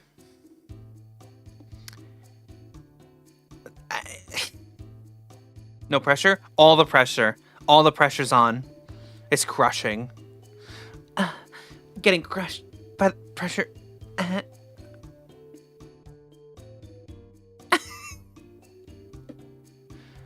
But no, I'll look into it for sure. Ew. Gross. But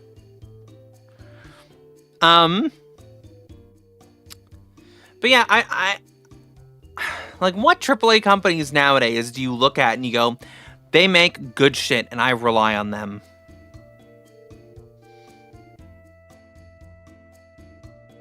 Because companies that I even trust, I don't rely on them to always make good things. You know? Like, I don't anymore. I used to, probably, when I was younger. I mean, I used to trust Nintendo to make fucking fire games, and I don't do that anymore at all. Their games are all the same shit over and over. I used to trust Capcom to make fairly decent games, but I was never a fighting game person. I just knew that the fighting games that they made were pretty good. And Monster Hunter used to be good, and Resident Evil's been fairly good. Well, they've had stumbles, but Resident Evil's been fairly good. Sorry, Umbrella Corp, that wasn't good.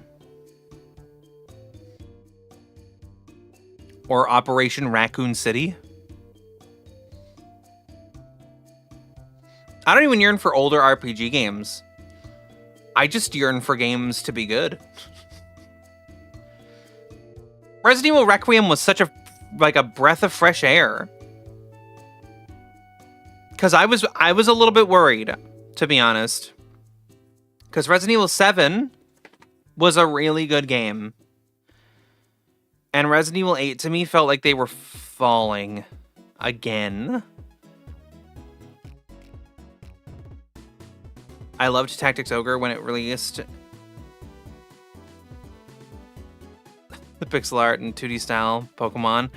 I like the pixel art style. Sometimes I think it can work for certain things, but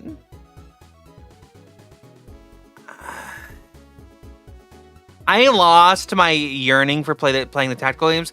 I think a very specific bullshit game ruined my enjoyment of tactical games. A very specific game about killing aliens ruined it.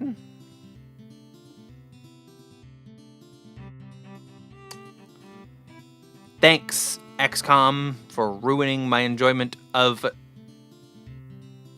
tactical games, because it's just so ass. And everybody hyping it and glazing it. It's great. This fucking game's so good. I love it. It's so amazing. And 95% chance to hit enemy right in front of you with shotgun. Misses. Your whole team dies. Yay! It was so fun.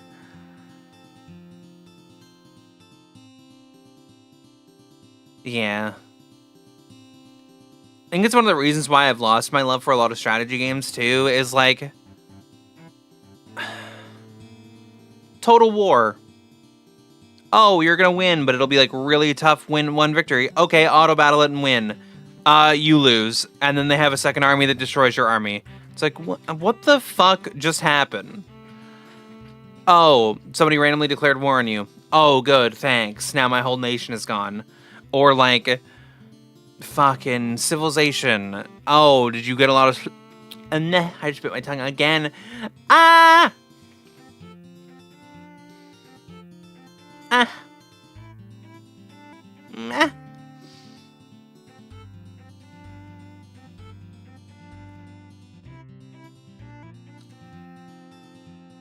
I have a bump on it because I bit it really hard one time, and I've been biting this little bump on it like 1,000,000 times. Nah. My jaw is a little offset, and I have a baby tooth where my tongue like sneaks in, and then I bite it, and it hurts a lot. The bump's getting smaller though, which is good. It's just strategy games lose me too much. Thank you. She's kind of copying my expressions a little bit. She's doing a pretty good job. She's sticking up. I got the little mouth tilt, which was probably one of my favorite things that I got out of it. You get the little...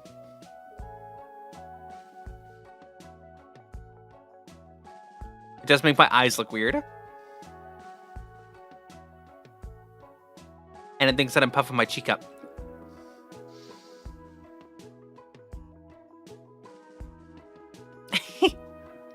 I need to have water.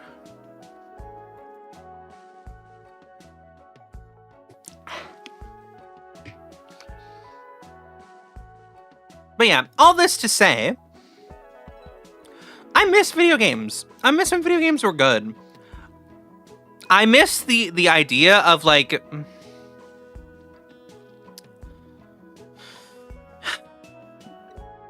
the ability to have blind faith, I guess.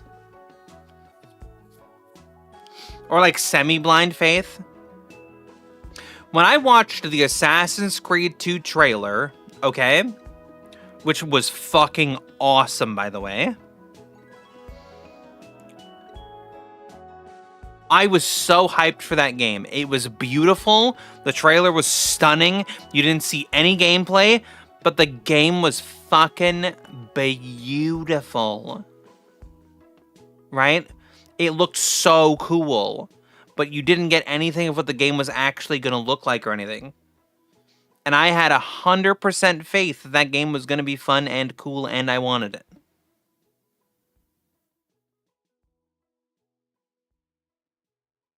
So I went and I got it and I played it and it was great because I had faith that it was going to be good. Brotherhood also had a fantastic trailer and I believed that it was going to be good and I got it and it was.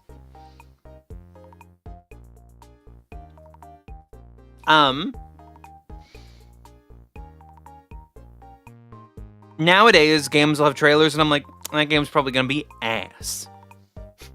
That's probably going to be ass. Sorry to tell you, that game is gonna be ass.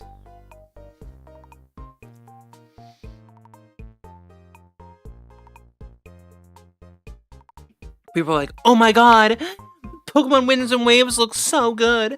The starters are this little fucking little pet shop, shitty toy thing. Just literally a dog. And I don't even remember the grass one.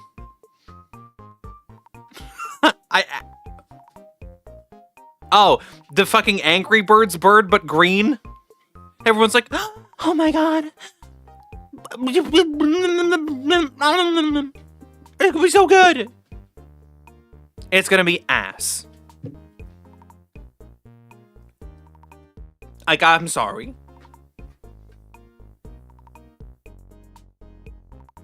When I saw that Tears of the Kingdom trailer, I was like, so we're just doing this shit again, huh? I'm gonna travel around the same ass Hyrule. Go to these same ass little fucking shrine dungeon things. And that's how I'm gonna get my power again. And somehow they're gonna explain away the Master Sword in some convoluted bullshit way. Okay. I guess.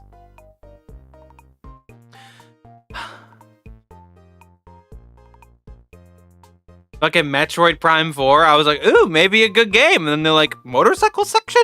And I was like, something's gonna be wrong with that. That looks like ass. Something's wrong with that. That don't look good. I've seen very few game trailers that I was like hype as fuck for. Like, am I hype for Horizon... whatever, Horizon Concord 4? No. No, I'm not. Was I excited when I saw the trailer for Highguard? No. No, I wasn't. From the creators of Titanfall 2 and Apex Legends. The worst shooter of 2026. Like...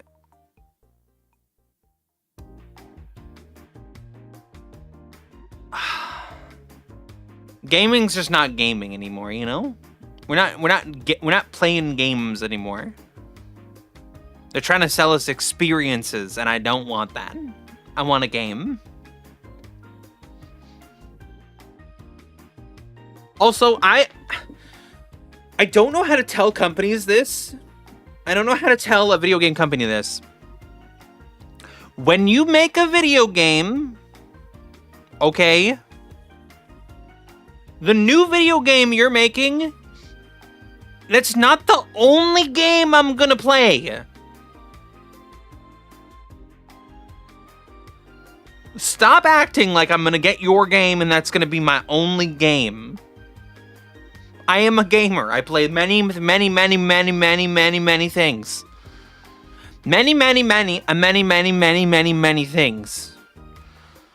I'm a gamer. I play games. I'm not getting Battlefield and having to do the Battlefield Battle Pass for fucking months and months and months and weeks and whatever the fuck. No. I play other stuff. No, I'm not doing marathon shit where fucking... I heard about this because there's somebody I watch who plays marathon for some reason. And the marathon cycle is that you spend the week doing raids to get gear so that you're geared up enough so that you can go out on Saturday, because Saturday is the only day where the special missions are unlocked, where the maps are harder and the gear is better, and you have to go in with a loadout that's worth a certain value. I'm not doing like a day job in the game so that I can go and do a thing.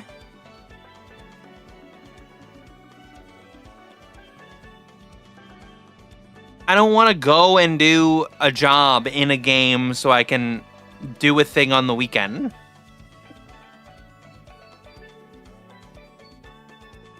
Yeah. Some people want to have a job in a game. That's what they want, is they want to have a job. But I don't want to have a job in my game. I want to have a game in my game.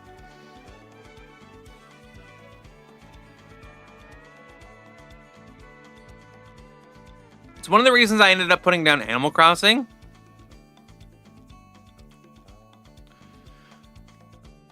Animal Crossing is based on real-time stuff. I don't want to have to log in to Animal Crossing and pick the weeds on my island every day. Or do this or that every day. Or do the whatever. I don't want to have to be there. There is exactly one game I play where I have to do stuff in it every day. And that's Zenless Zone Zero. And that's because it's a gacha game. And it's my one, like, I give it to myself. I love Stardew in my heart, but sometimes it became a chore. Thankfully, I didn't have to be there technically. Yeah. Yeah, I like ZZZ because I think it's fun, but I don't want a job of a game. Like, yeah, I'm a streamer, and talking and doing the gaming is part of the quote work of it, but I'm not doing it for the work of it. I'm doing it to have fun here. It's not like for work. It's for fun.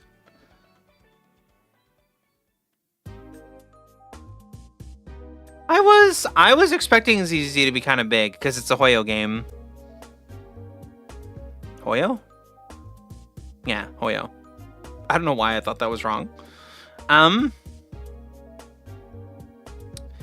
Yeah, I expected it to be kind of big because Genshin was big and HSR was big. And ZZZ is just a stylish, like, Saturday morning cartoon style version of those games. So.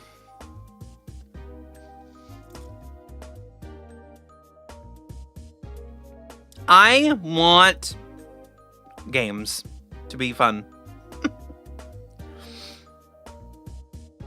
Like, I think that the new God of Wars were fun. Sort of.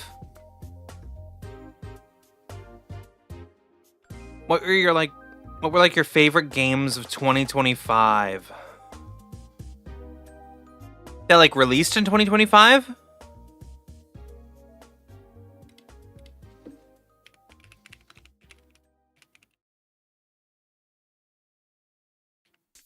Or the games that I played in 2025? Just ones that I played. Oh. That's tough. 2025 games that I play, like games that I played in 2025. Amnesia the Bunker was huge. I loved that game. It was a horror game. It was one that I wasn't expecting to enjoy that much, but I loved it a lot. I thought it was super fun. I thought there was a lot of creativity in it. It had the wonderful experience of it tried to freak me out, and then it gave me a gun. And anything giving me a weapon in a horror game always lowers the fear for me. I always lose that little bit. But that ammo is super limited, and you have to make sure that the generator in the bunker is actually always, like, it's always got fuel, so you always have light. It was a great balance for fear. The best way I can explain how Amnesia the Bunker works is it's very, my God. It's very much the grace sections of Resident Evil. Where you're like terrified and running away from the girl or whatever. It's very that the whole game. There's no like reprieve of playing as Leon. But the game's also short.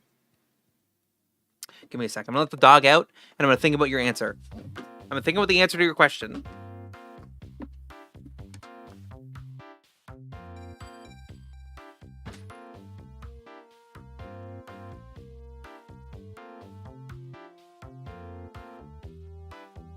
Okay. I'm gonna have to get up again when she wants to come back in. Another one is Still Wakes Deep. Again, another horror game. It was a great game for the suspense. It was scary without being traumatizing. It was very good. It was very, very good. It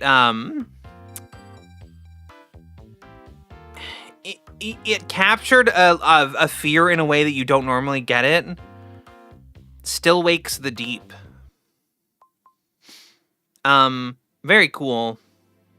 I'm trying to remember what I even just played that year. Like, all of last year. My favorite games I played last year.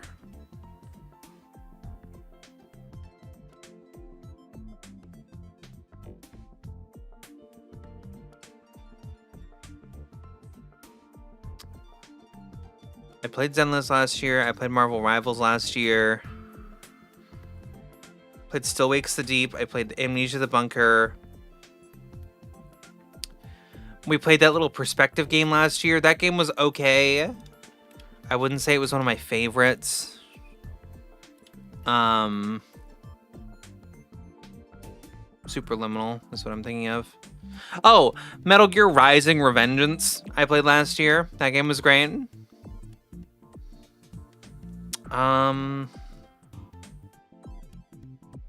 Did I play Still Wakes the Deep and stuff last year? For some reason, I'm doubting that happened last year and happened the year before instead. Have I been streaming for that long? How long have I been streaming for? Am I psychotic? I played Darkest Dungeon last year. Was last year? Listen, I don't know. I'm dumb. I forget things all the time.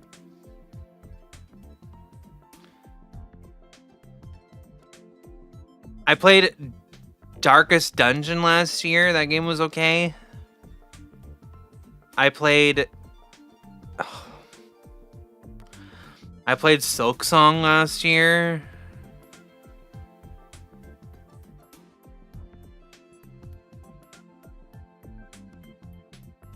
No one would like my opinions on that game.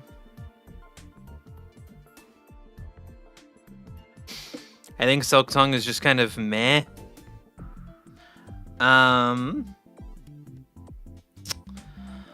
What else did I play last year? I played Monster Hunter Wilds last year. That was like... Monster Hunter Wilds is weird because it's a weird disappointment for me.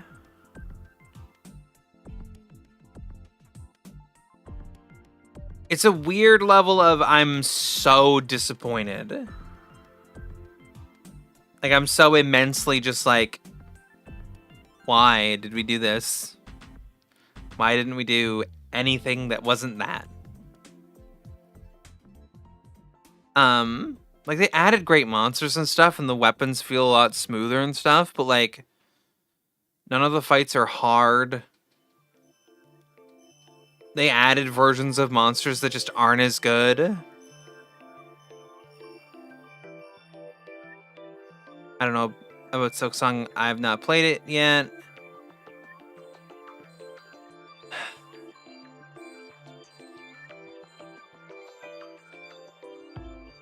Silk Song, my opinion of Silk Song is it feels like it started out as DLC for Hollow Knight. If that makes sense. If you've played Marvel Spider-Man, the original Marvel Spider-Man, and then you play Miles Morales, the way that Miles Morales feels like it's DLC, where it's like it expects you to kind of understand some of the mechanics, and it expects that you're going to be better than just like a new person playing a new game. That's kind of how Silk Song feels. It also feels like damage is artificial in the game. At the very start, it's fine. Enemies do a single hit of damage to you. You're like, okay, this makes sense. I have like a limited health pool and they do one hit of damage. But then after like a very early point in the game, everything, and I mean everything, does 2 hits of damage. And you don't have the health for that.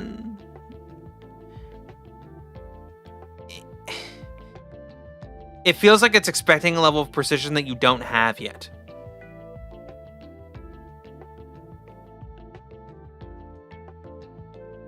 Yeah, like in the original, there was only a few enemies that do 2 pips of damage, and then you could have so much health. And yes, in in Silksong you can end up getting a lot of health, but like everything does 2 pips of health. Like it's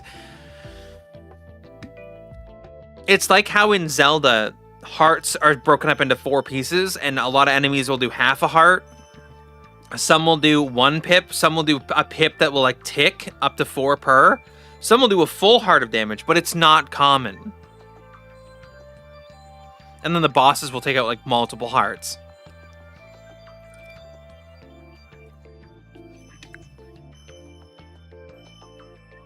But in Silksong, it just feels like they're expecting you to have just played Hollow Knight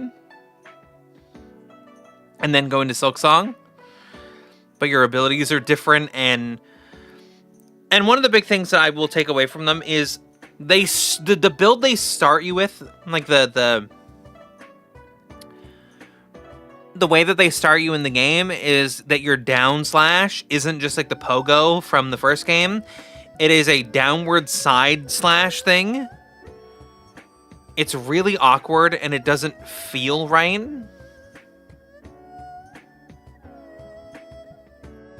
The fuck? Okay. Song was weird. I had to skip it.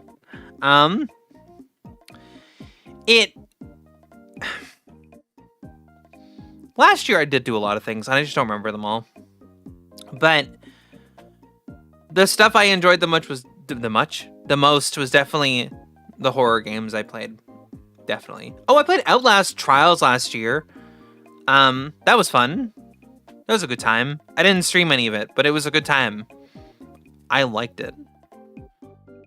I liked it because it's horror, but also it's funny. I like horror games. I just don't play them a lot. I don't know why. I'm not generally afraid by horror games. Like, they don't scare me. But I do enjoy playing them.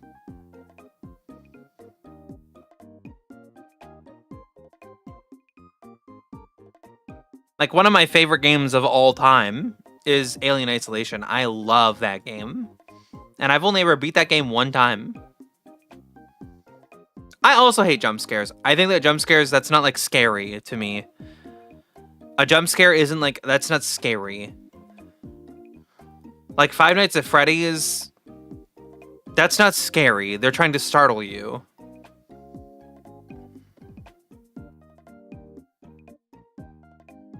Like, the way that they get their, quote, scares out of you in Five Nights at Freddy's is,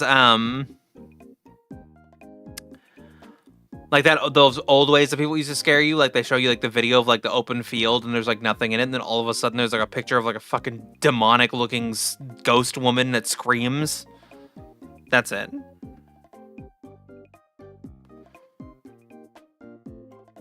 Triggers my fight or flight. And I personally think having the instinct to, like, punch out is not good when in front of my PC. That's true. That's very true.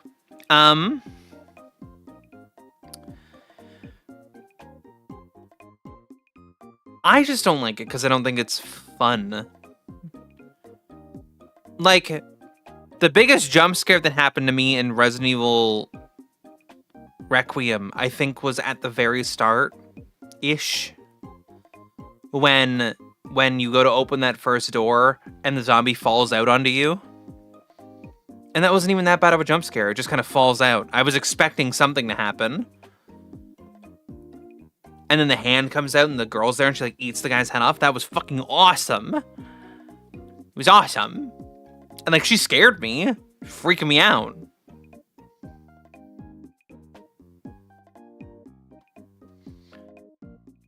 I just jump a little bit. Like, I tense up. And then afterwards I'll be like, bitch. Ah, bitch. Ah, bitch. You can't do that.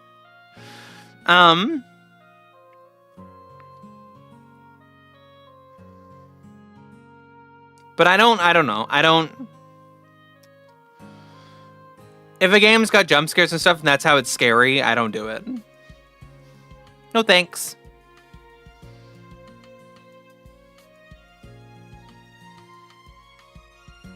It's okay. having the response to guard yourself when you're startled is a good response, to be honest. It means that if something did sneak up on you, you would have the response to protect yourself.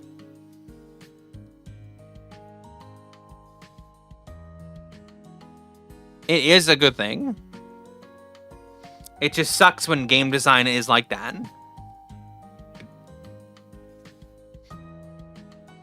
Yeah, that's because horror games are relying on shitty scares to get you, and that's not fun.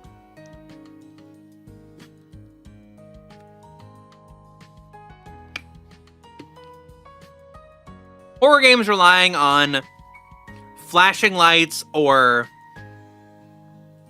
fucking shit jumping out at you is dumb. It's dumb.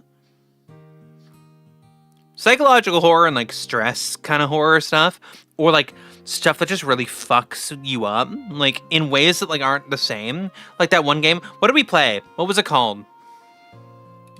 Where is it? I had a video of it, like ready that I was gonna post and then I never did. I don't think I ever will. It was a good editing learning situation. It's not gonna be here. Is it gonna be in here?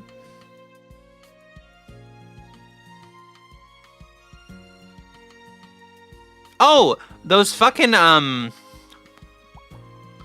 what were they called? Oh!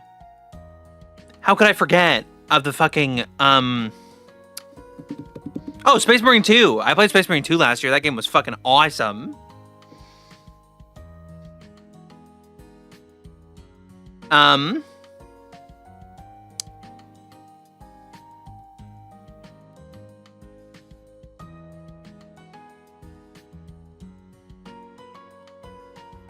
Now my brain's like lost. I'm like losing things. The Fears to Fathom games, those games were fucking cool. Those are great horror games. Was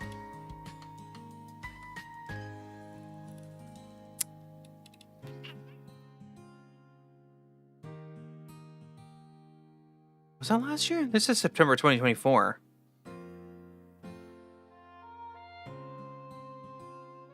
Did I year them wrong? Am I a crazy person?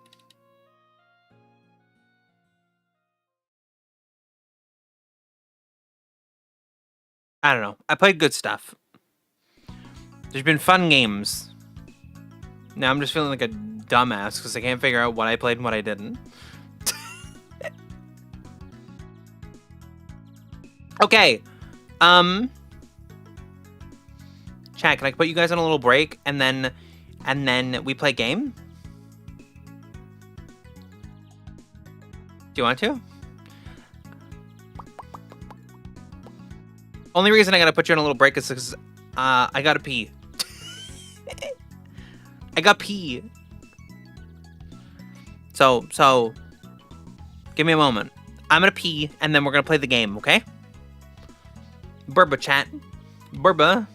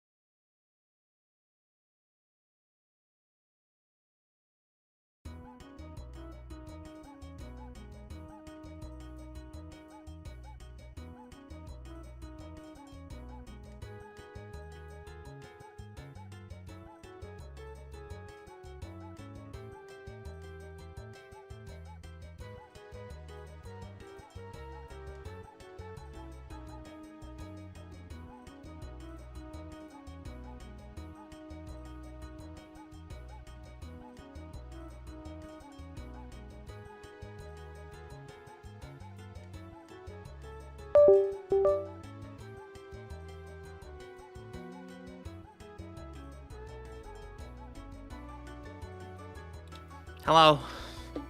Sorry. There was also a package at the door. And then questions about what it was, and oh my goodness. So many things. So I'm getting stuff set up. Shush. Shush. YouTube.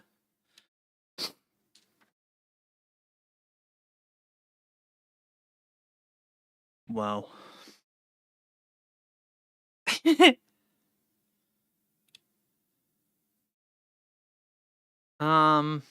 This. And then I go over here and it just works, right? Right. And it just works. Right. Come on. Please.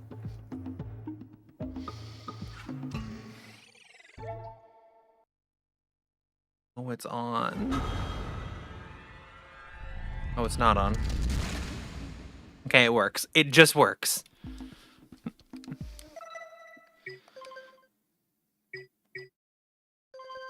Okay. It works. Todd Howard blessed me, yeah. Is this intense? Oh, yeah. What happened to the ground? Oh, I should be careful.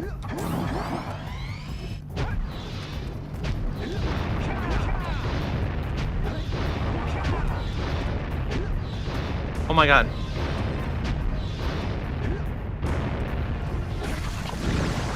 The blue eco.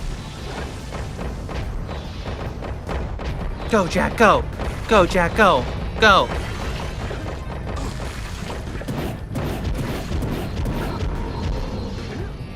Does this stand here?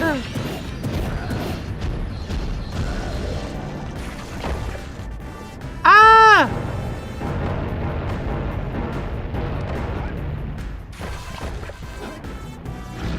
Is this really this boss fight? Don't kill me, giant mecha guy.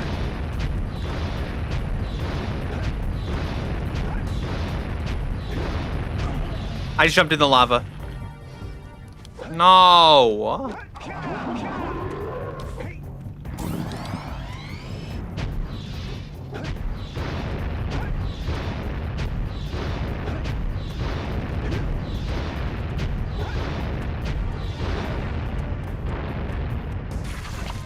The blue eco, get it.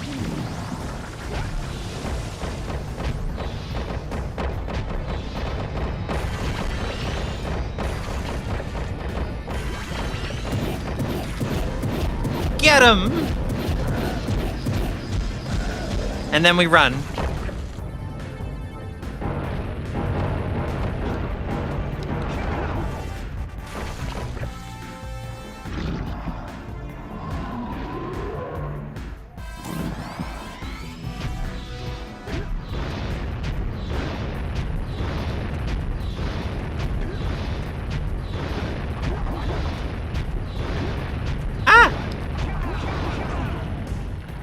The lava's an insta-kill? Oh, that's so lame.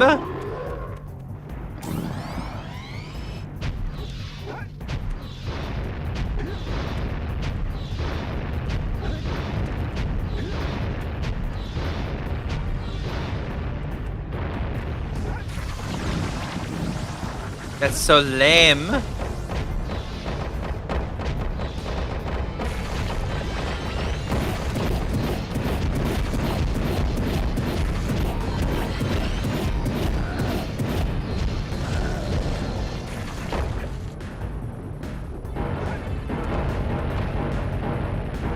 So lame.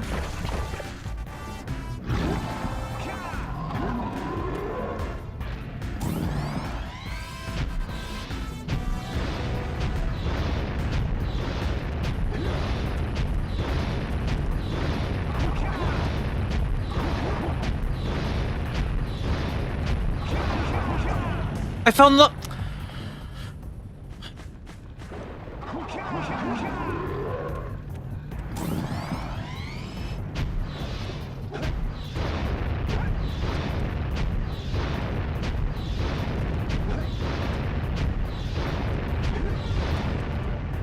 These boss fights are just awkward enough that they're gonna take me a while.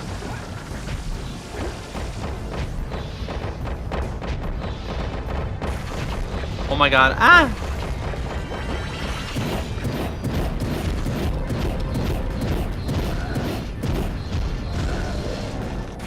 Especially if I gotta do this 3 times.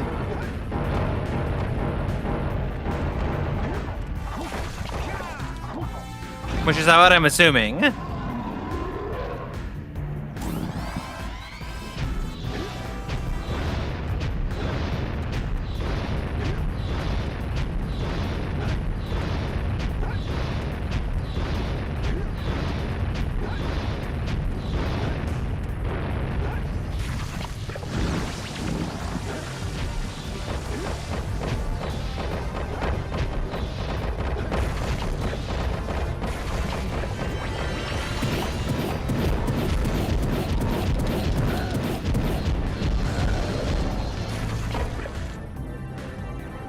Okay. One more time. No death.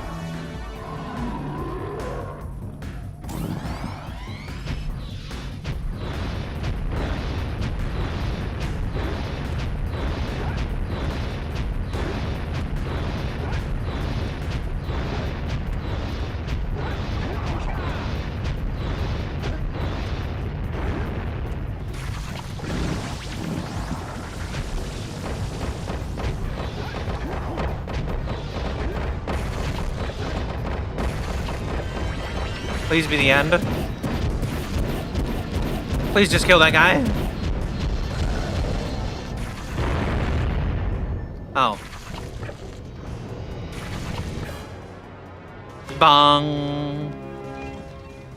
Win. Great work! The people of Rock Village are breathing a collective sigh of relief. But there's no time to celebrate. Use your zoomer to navigate the mountain pass up ahead. Be careful.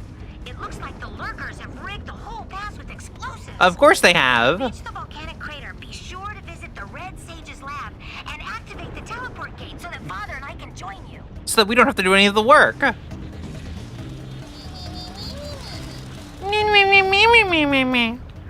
my! Those lurkers must be headed for a detonator at the end of the canyon. If they reach it before you do, they'll blow up the entire pass. We better hurry. Beat them there and destroy the detonator, or it's all over. I have to beat them there? Oh, I can't beat them there. I'm not good at racing. I'm not racing. Don't make me race. No. What if I just let them blow up the canyon?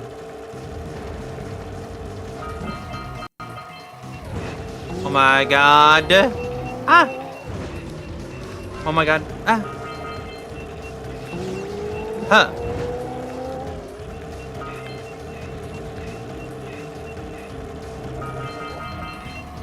No, no, no. I blew up.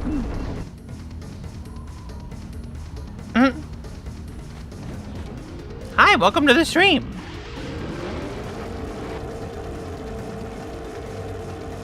We gotta do this. We gotta do it. We gotta do it. Ah.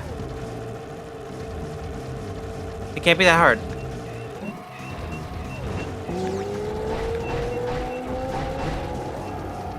Just like Omega speed. Omega speed.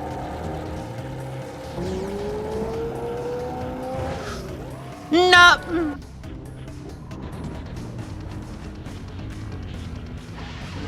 I fell.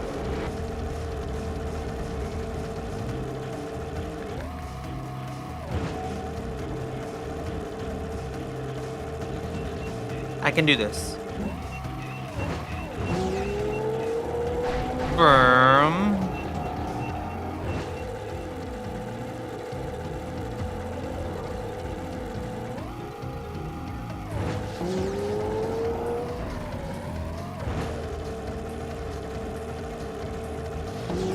I can do it, I can do it, I can do it.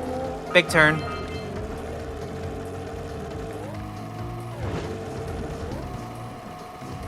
No! I hit the barrel again.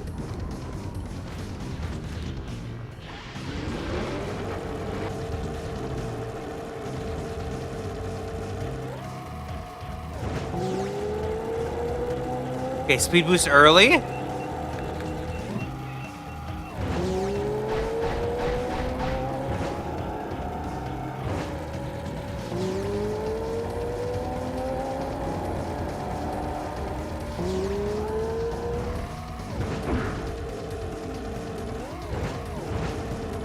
Blue Eco speed boost.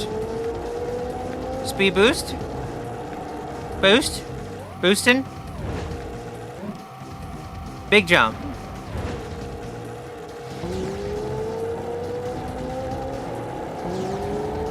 Oh my god. Oh my god.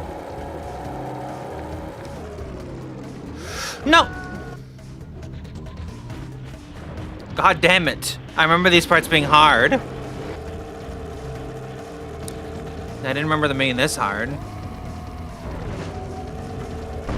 I'm dead. Oh my god. I can't lose at the very start. I can do this, I can do this, I can do this. It's easy. It's easy peasy. Easy peasy. Just up and over. Go a little slow, then grab the speed boost. Because then I'll catch up. Up. And the speed boost. And now I'm ahead of all of them.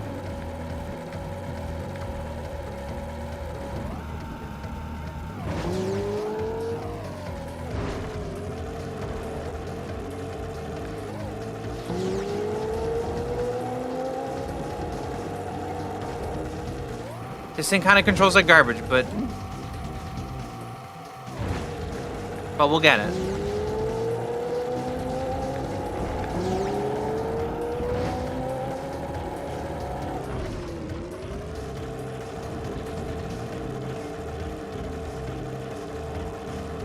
I need the red box.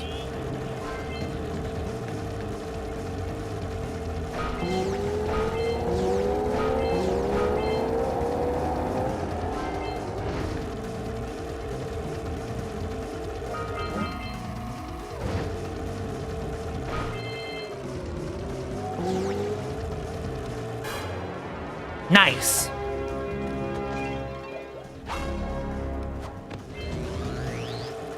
Oh no. We did it! We stopped them from blowing up the pass! Thank God, I almost didn't make it.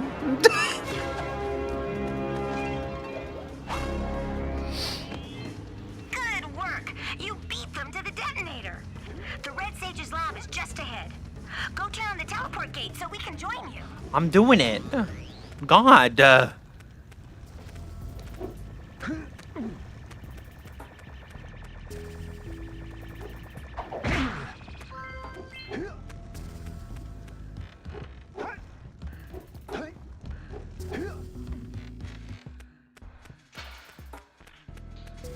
You can do it. Turn on the teleporter. And then she'll be like, we need a fucking million of these things. I always wonder if I'm losing body parts in those things. Nope, they're still there. Holy yakkow! The Red Sage's lab looks worse than the Blues. Well, it definitely looks as though there's been a struggle here. I'd hardly call it struggle. Would you, dear sister?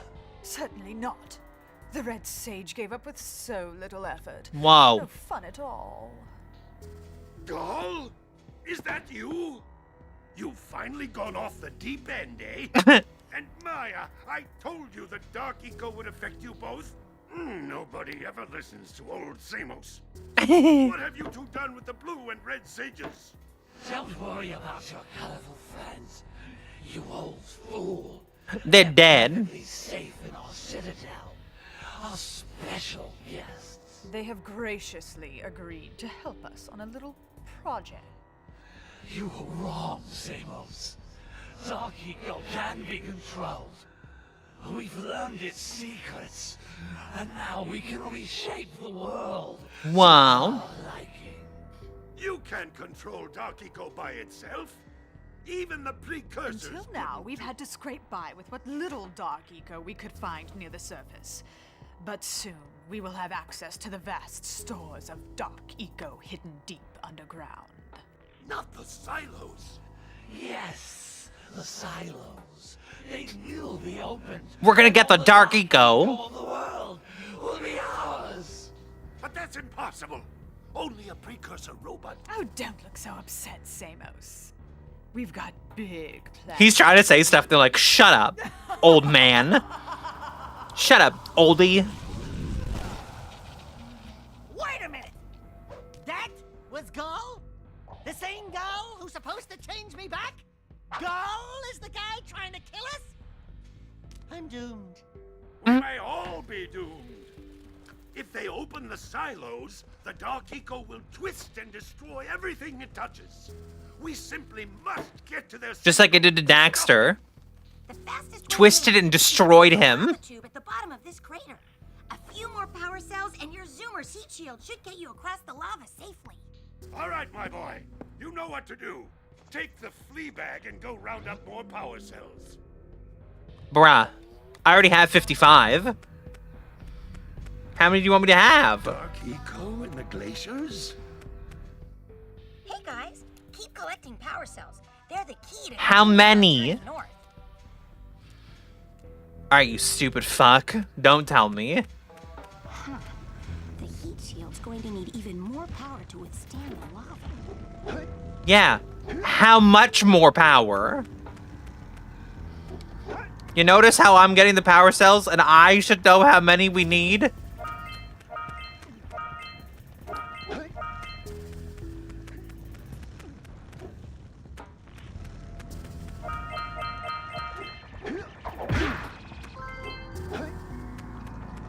Oh my god, what? Seek the pure light. We want to give you these for 120 precursor orbs. You can gain my power cells by bringing 120 precursor orbs for each. Bruh. You have obtained. Thanks. another power cell. Give me that. Bong. Yeah. I only have 109.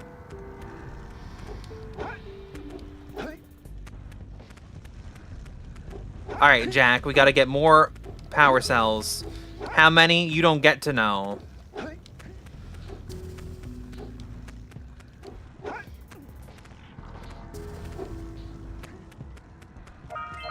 We're gonna get to 120. Aha! I heard it. Get all the bugs. Get all... What the fuck are you guys doing? Hey, Gordy, I think we got visitors. No, really? Willard. Howdy, strangers. Passing through. Us too. Well, we gotta be moving on. Nothing to see here. I thought you said this was a priceless gem worth... Willard! Actually, we want power cells, not gems. We got 4 of them. You want them? What Birdbrain here is trying to say is, we may have a few power cells laying around, and we might be willing to part with them for 90 orbs each. Where have I heard that before? Hey, Everybody. you two geniuses expect to get that big gem out of here anyway. Well, smarty pants, we got 12 more years of digging to figure that out. 12 years? Gordy, wouldn't it take less time if you dug too?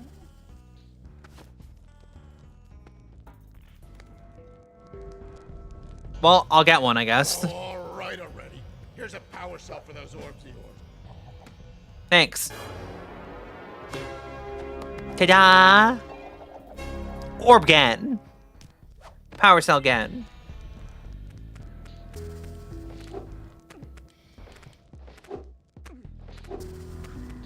He said that they have 4 of them. This dude says that they have a few. I've reactivated the gondola. It can take you to Snowy Mountain. Use it whenever you want. Okay. Hey guys, by my calculations, it's going to take 72 power cells. There we go. Against the lava on the way to 72 is how many we need. The game finally told me.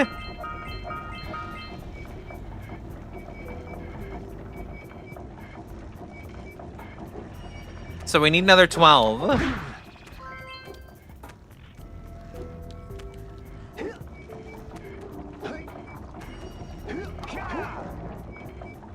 Which hopefully won't be that hard to get. Because, yeah, these dudes will literally just sell 4. So, 180, 270, 390? 390 orbs, and I can get 4 of them.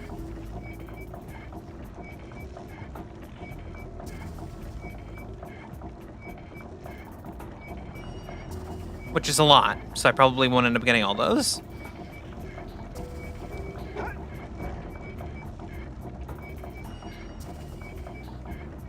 This is the slowest ride ever.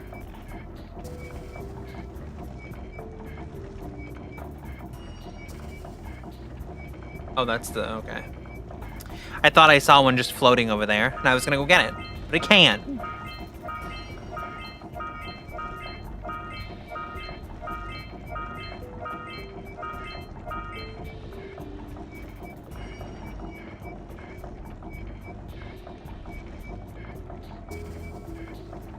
So we've got this place, we've got Lava Tube.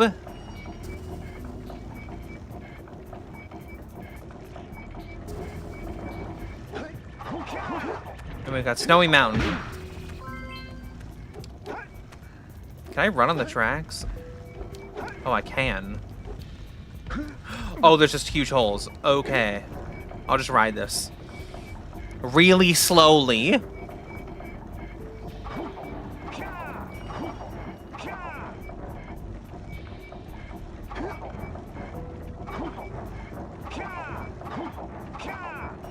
Spider Cave?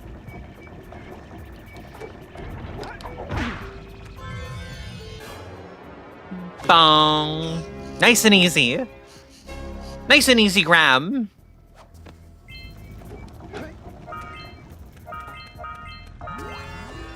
Nice. And we got all the ones in the volcanic crater. The little hub world of this world. Alright, Spider Cave, here I come.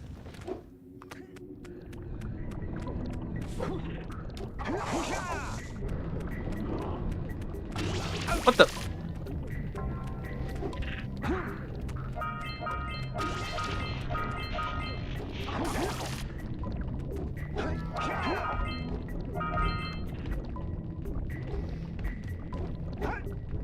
I don't remember this level at all.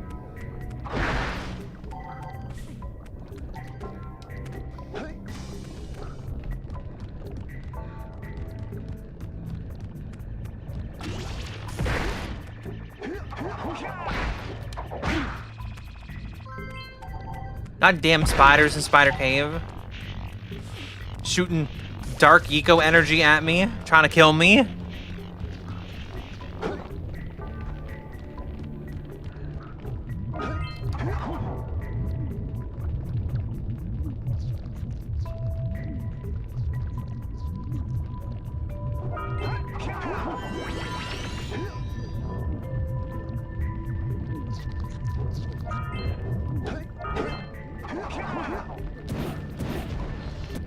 Maybe you can shoot better if you aim through your goggles.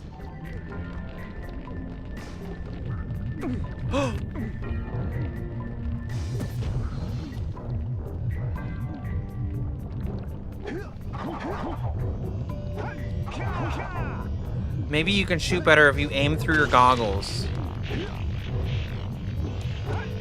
Whatever the fuck that means.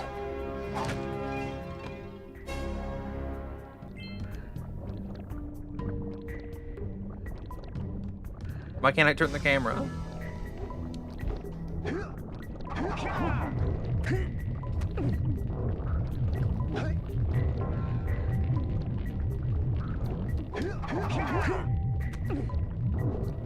away! That crystal's gonna blow!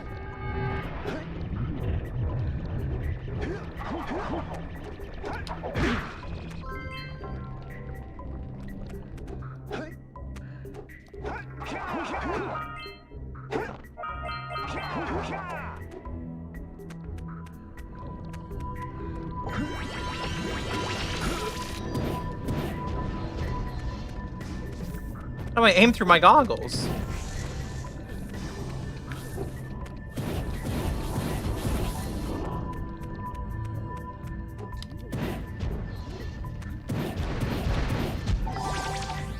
What the heck? What the heck?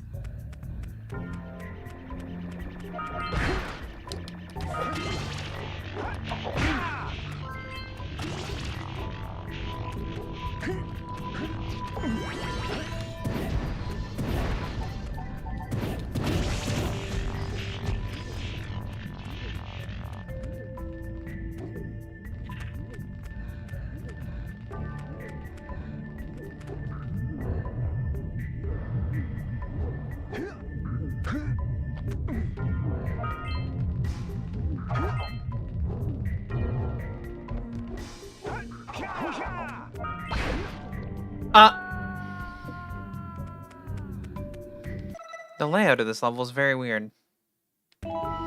Destroy the dark eco crystals is one of my goals.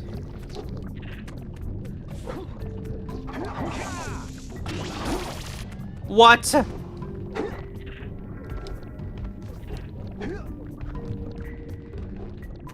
Maybe I'll go this way.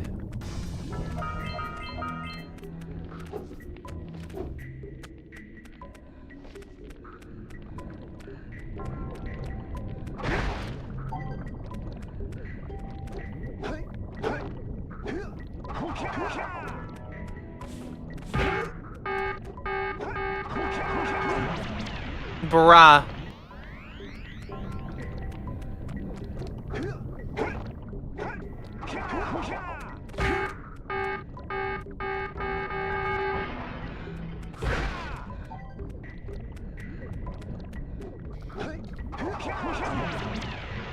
How do I get across that?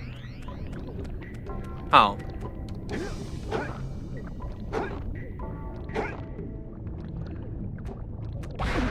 What this?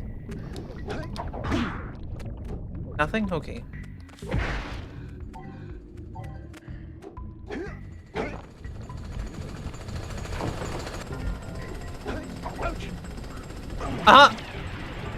What the fuck? Where the hell am I now?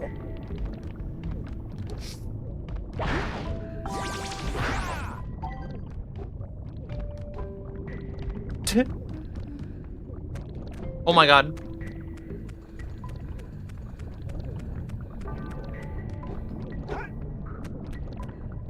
What is this?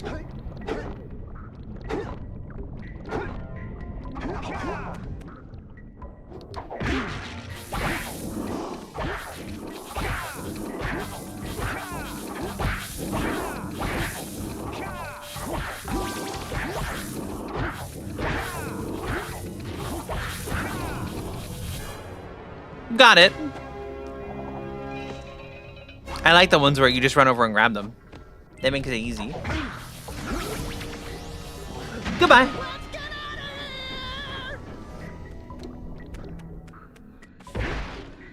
Well, that was easy.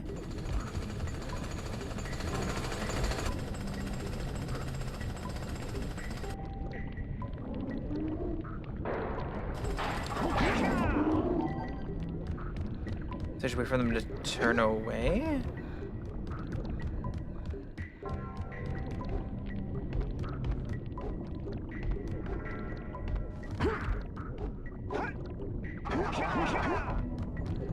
Also, I remember this game being longer than this.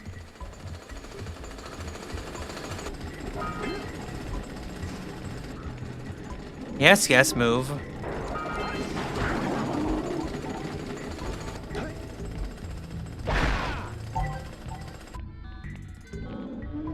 Turn around, yep. Bonk.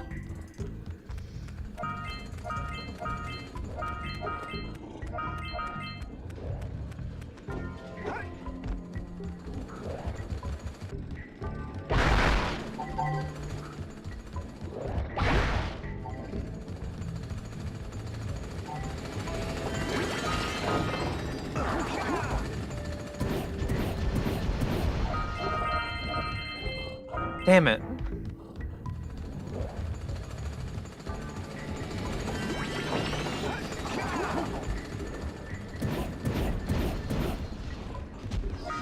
Okay. Cool.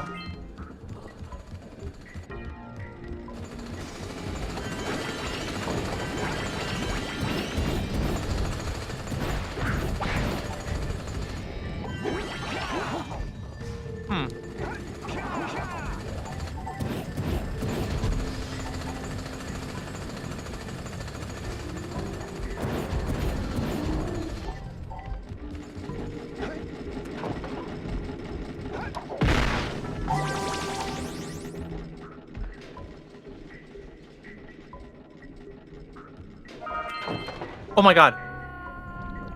What a bait.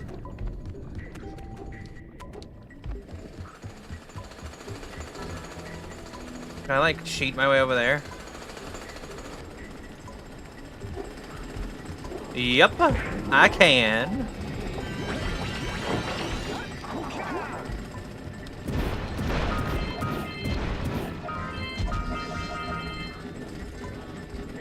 Heck yeah.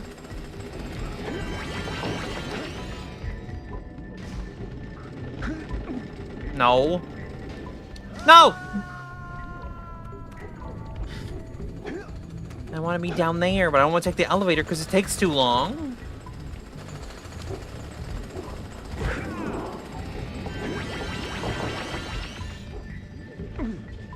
Wait. What the? Why did it bounce me backwards?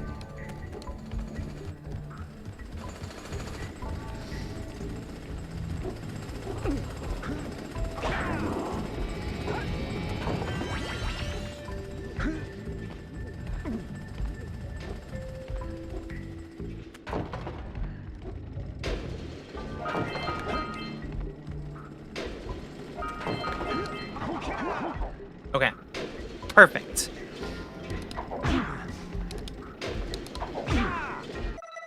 How many we have? 63. We need 9. We need 9, and we have a potential for 1, 2, 3, 4, 5, 6 more from here. We probably won't get all of them from here.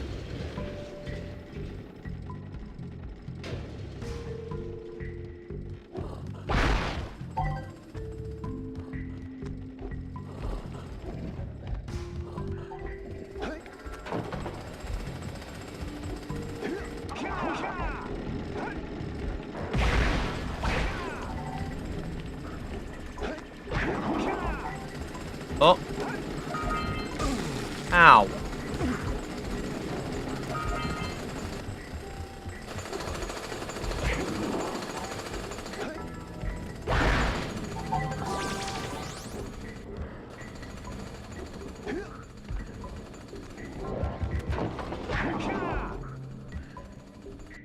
Okay, up.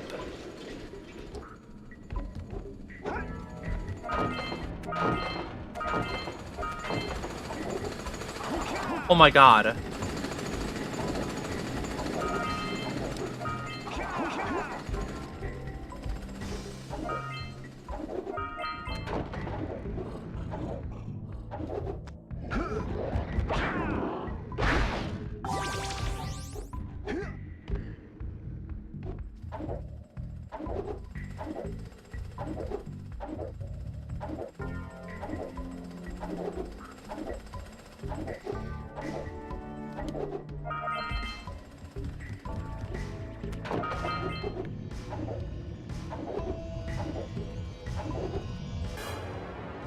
Stressing me out.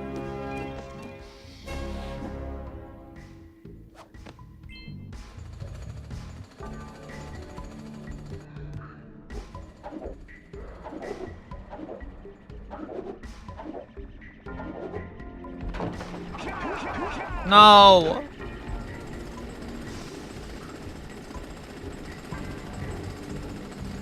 Wait.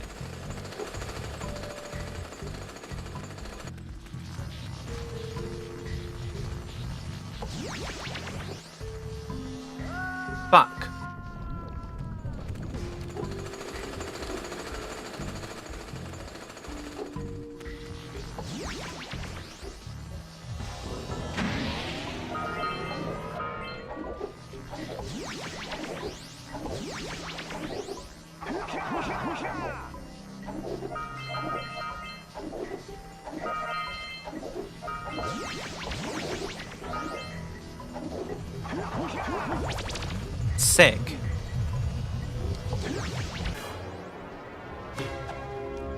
Nice.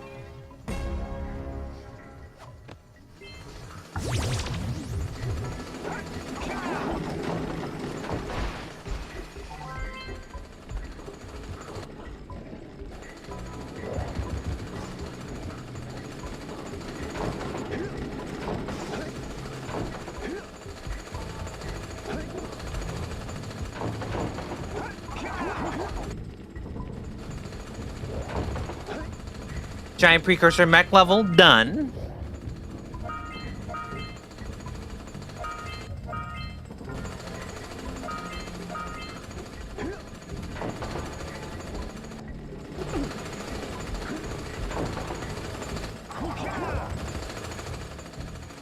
I think this section of the level's done anyway.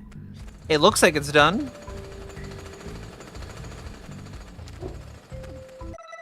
That's 4.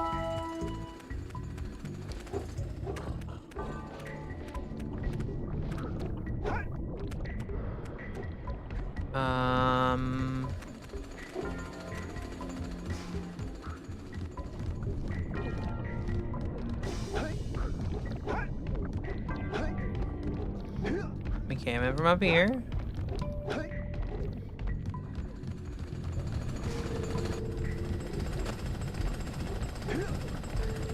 We came in past this guy.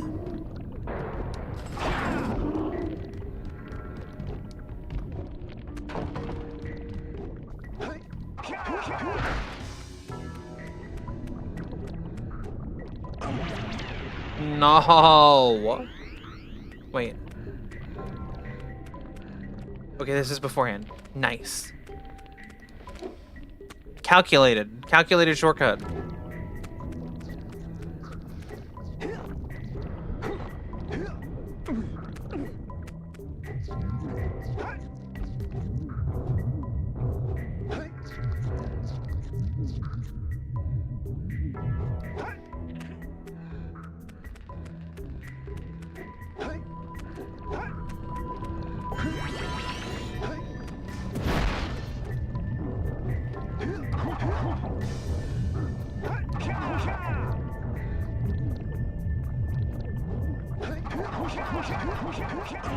Bruh. I don't like the spider cave. I think we can get the precursor orbs elsewhere.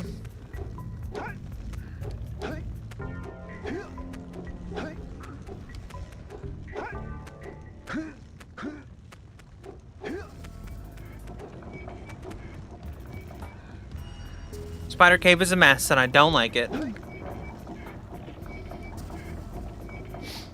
I think considering there's only 100 orbs in the game, getting to 72 might be like the last like big hurdle.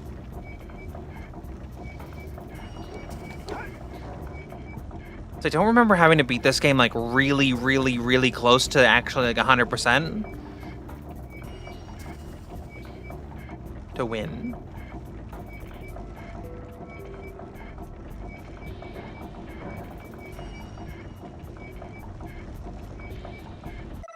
And we have 65. We technically have 67. Because they said that they had 4, and I have 200. So I can buy more.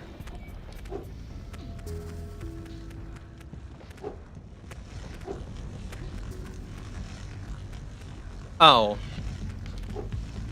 Okay, Lava Pit is not a level.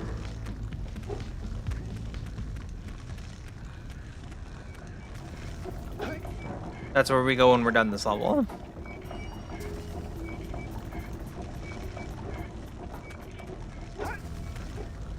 So it's the boys in the gondola. Wherever that cave was that got me to the guys.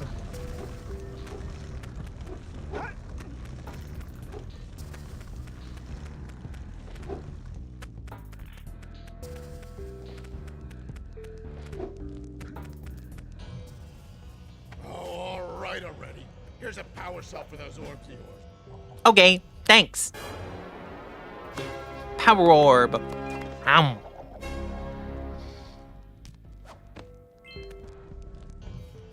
All right already. Yay. Power orb. Ow.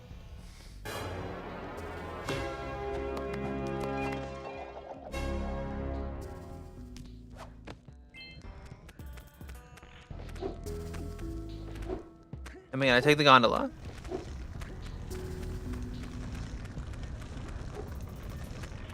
Do they still have one? They still have one. That still has one. Okay.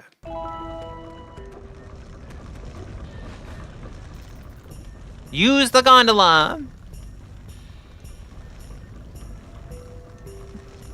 Up to the snowy mountain.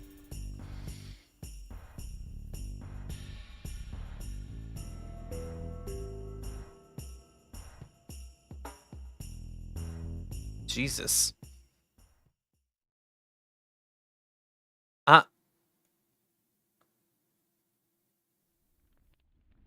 We went so far that the music stopped.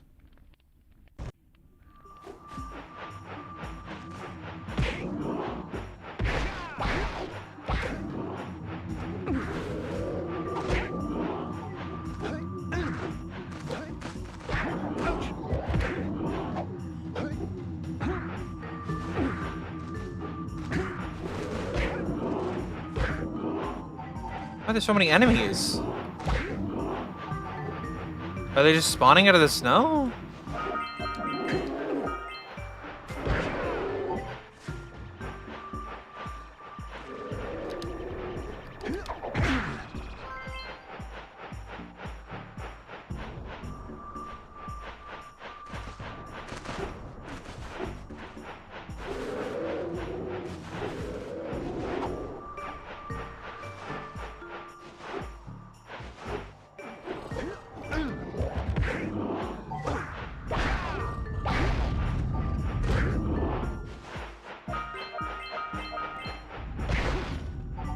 Pick a direction and go in it. Bruh. I got killed by the little one. Stretcher? Yuck. Redmond? Shut up, Daxter.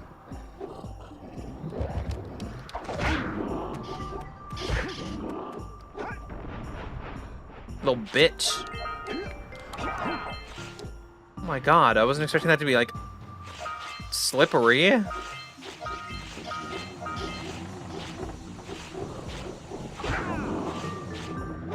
How many are there here? 67, 68, 69, 70, 71, 72. Okay.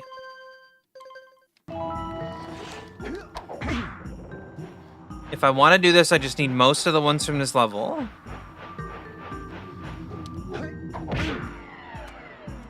Oh. It is just a jumping puzzle. I'm assuming one of them's turning all these things off.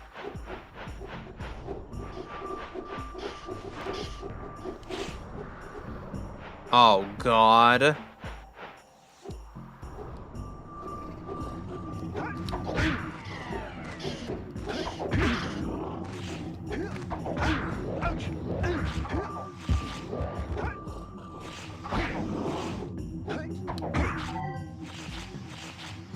You can do it, Jak. Perfect. Now collecting these would be useful.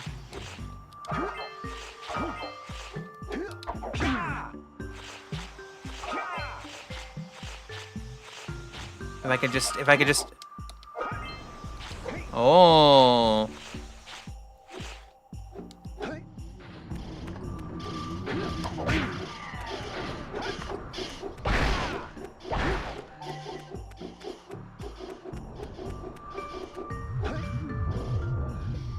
That's red eco, makes me strong.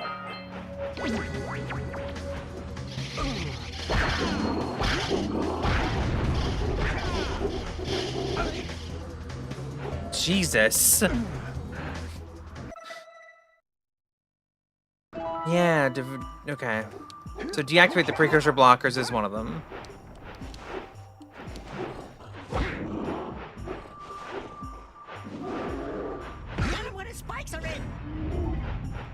I didn't mean Spider-Man. Shut up, Daxter.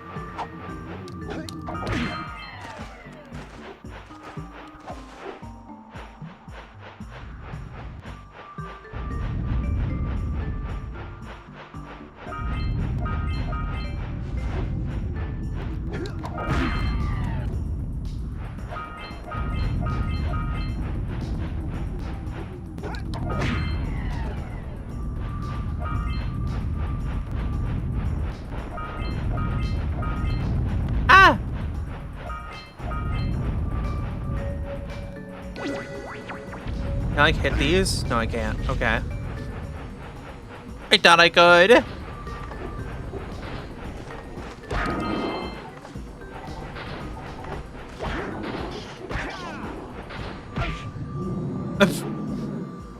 I punched it and it killed me.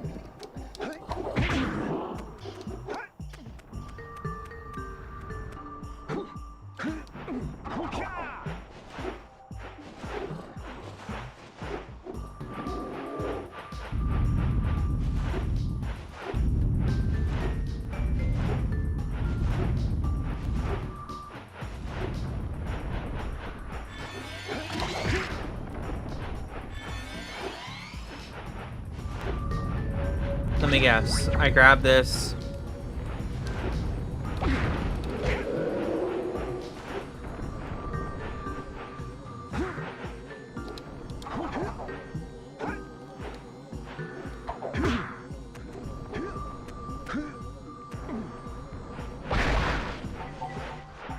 Could I not?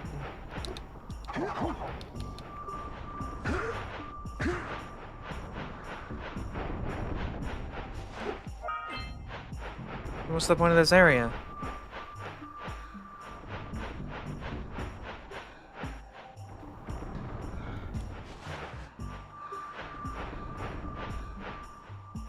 I don't get it.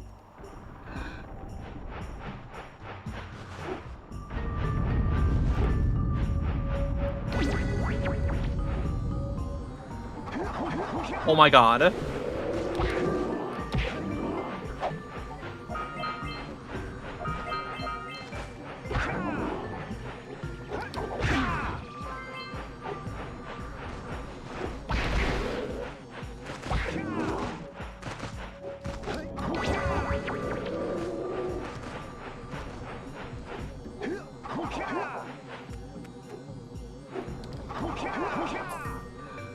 Fuck.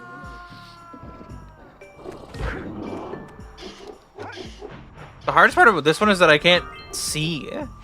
These levels are hard because the geometry is weird.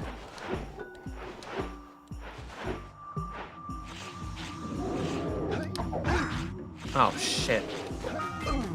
Ow. No.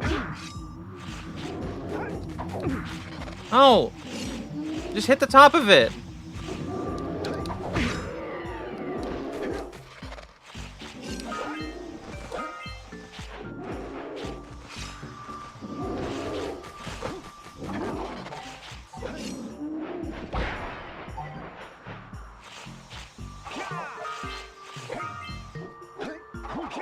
That's another one. Which puts us at 68.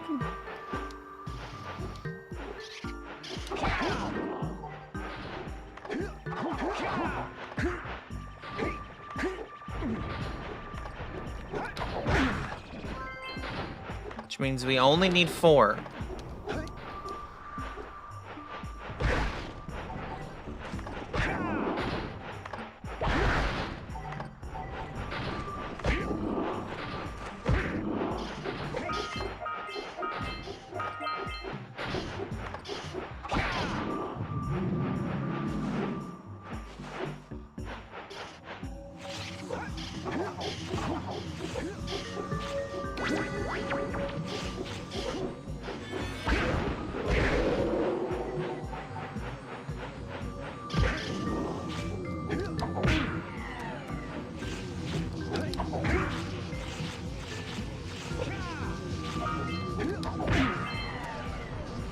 How many eco blockers are there?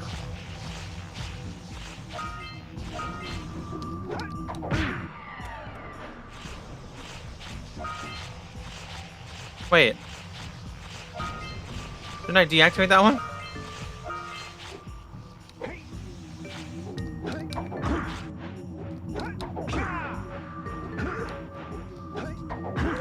Oh my god.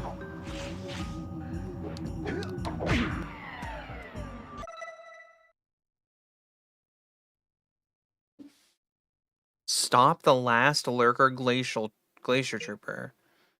Deactivate the precursor blockers. Scout flag. Oh. Nailed it.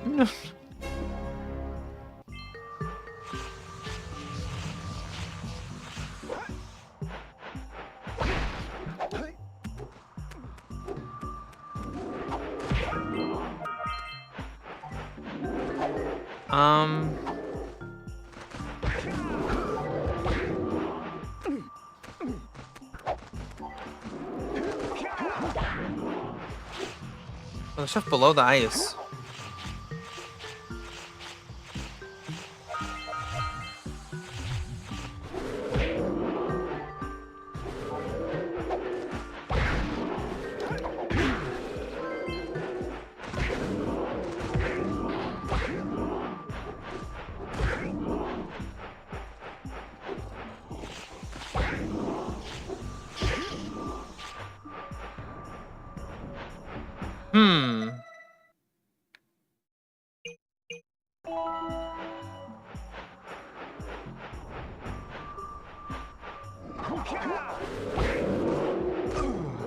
Oh my god. 3 hit points is not enough. I wonder how I get in here. Get inside this fort. That's a great question. Get through the lurker fort.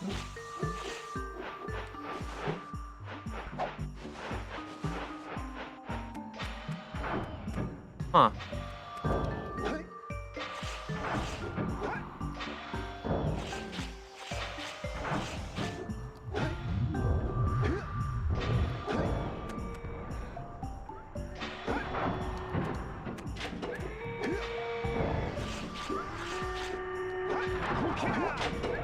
What are these devices for? Huh? What is that for?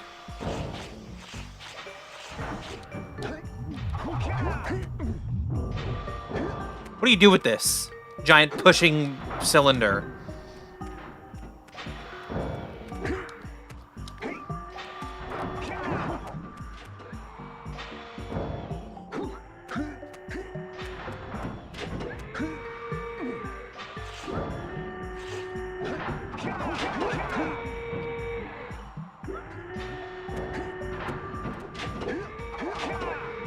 Also, ice levels? Fuck you, ice levels.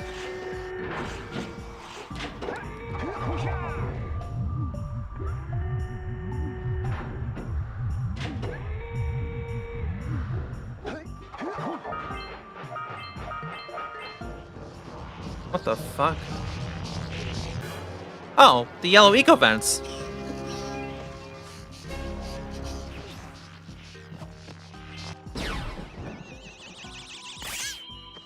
So weird.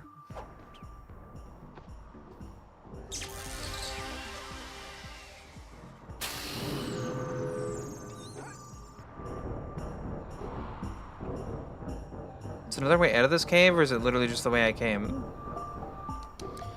Bruh.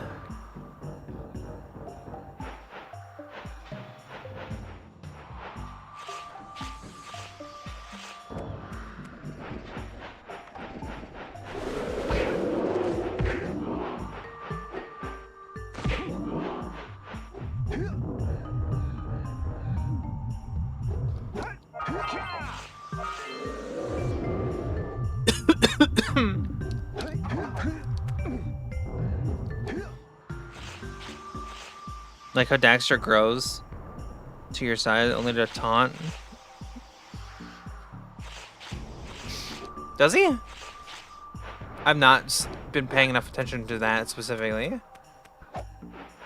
Can I make that jump if I roll jump? Oh, I can. I thought this was like impassable. I thought I couldn't make this. Who the fuck?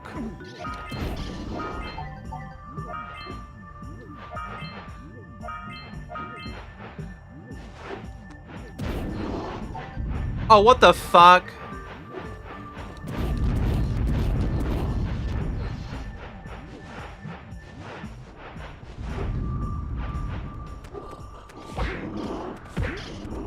So wait, what's the point of that?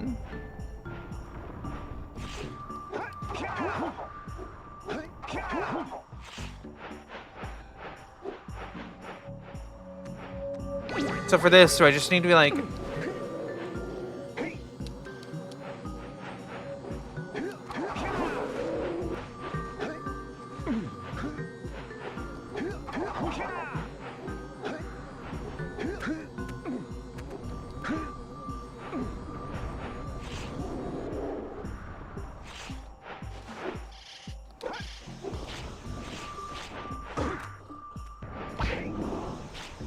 Am I supposed to bring the red all the way back?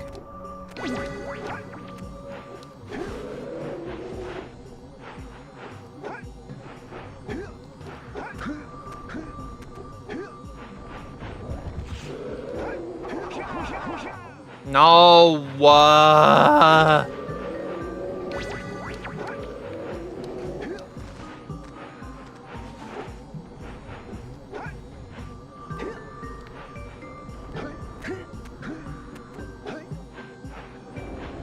Stupid ice bridge.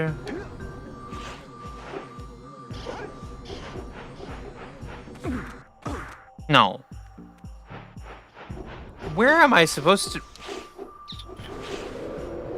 Where am I supposed to go?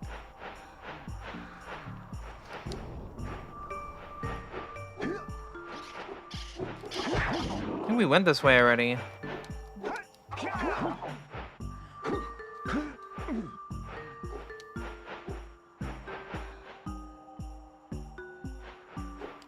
Wow.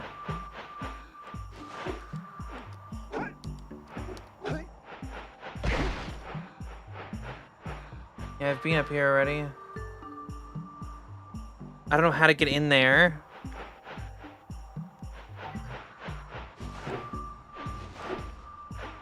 Can't do anything with the ears. Did I go over here?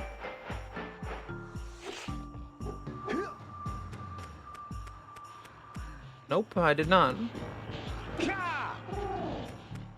What can you help me do?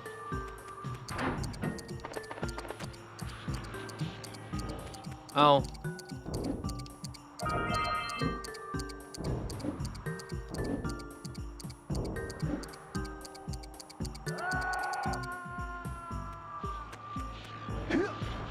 Okay.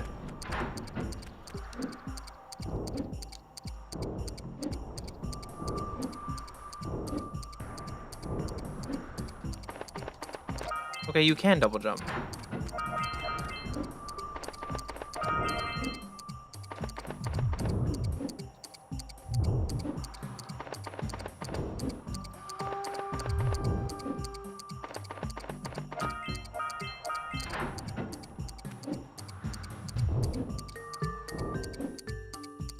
No! Fuck.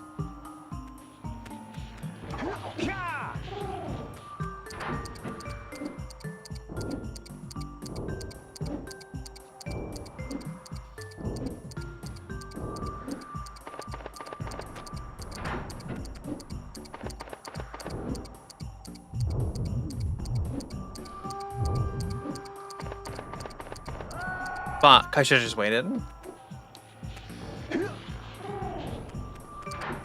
The clicking is stressing me out. It's stressing me out.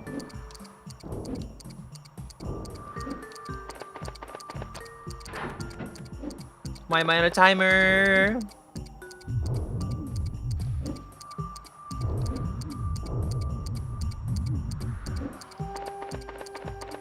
Fuck. I pulled back like for like the 30th of a second.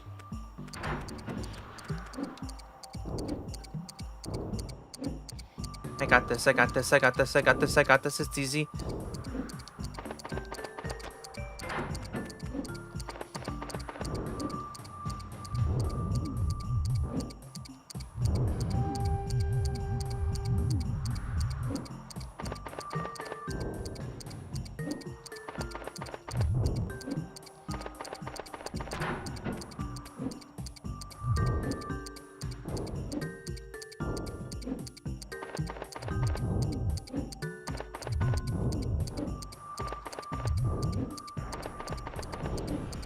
Bam. Easy peasy. So easy. So unbelievably easy, I can't even believe it. And that opened the... So smart.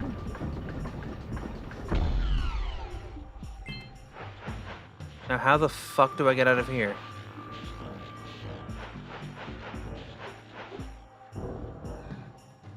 Oh, hell yeah. That just brings me right up to the... So easy. How many of these do we have? Did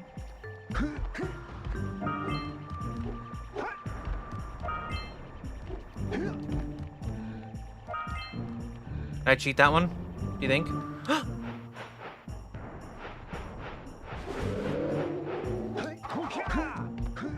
If I can get one more, we can not worry about any more of them.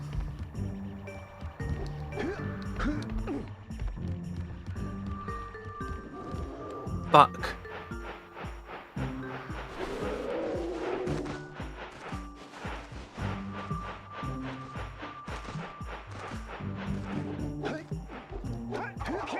I'm gonna do it properly.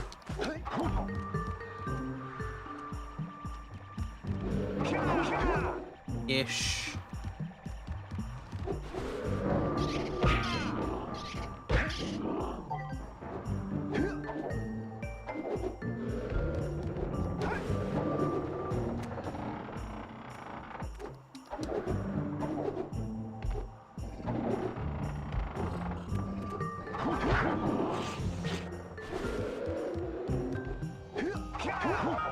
Ha ha ha ha. Easy peasy.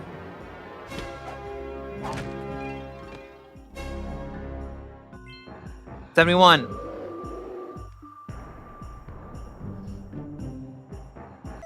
How many more flies do we need? 2? Probably both in here.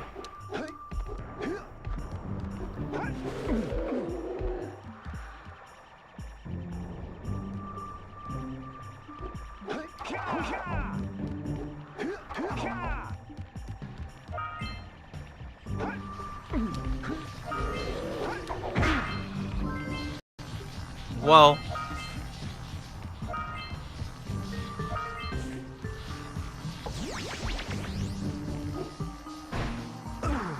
Fuck.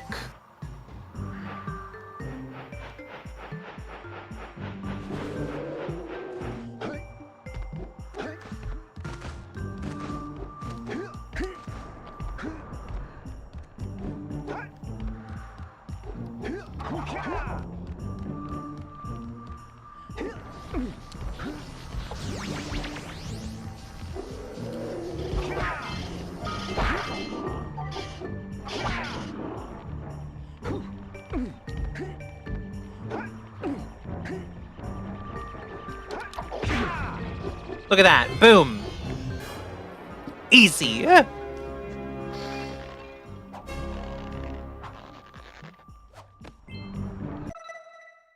And then we have 72. So now we just head back.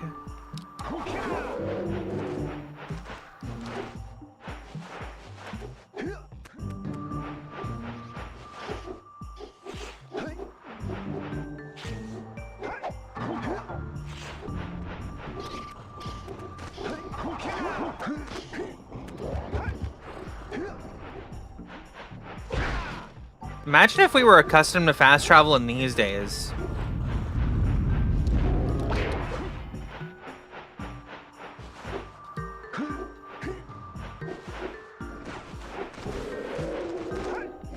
Because I'm having to travel everywhere by foot.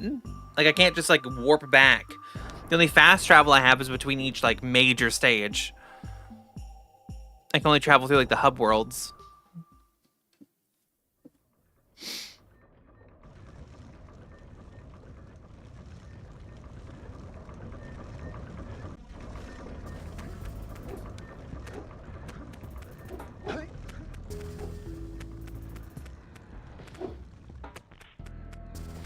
But we got all 72 that we need. Hopefully, we don't need more in the final level. Oh, yeah, I got it this time. Here's He's a power cell. Yeah, you dummy. Power cell. What he said. That's it. You cleaned us out. No more power cell.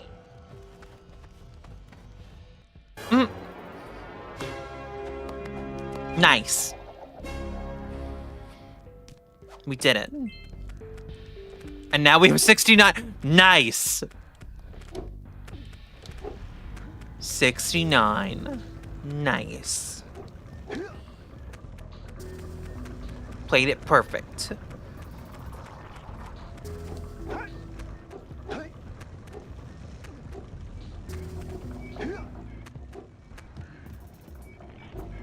Then we just hop on this guy and we ride it all the way around.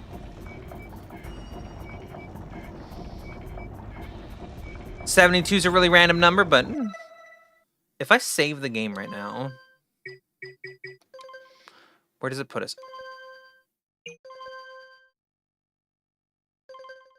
72% of the way through the game.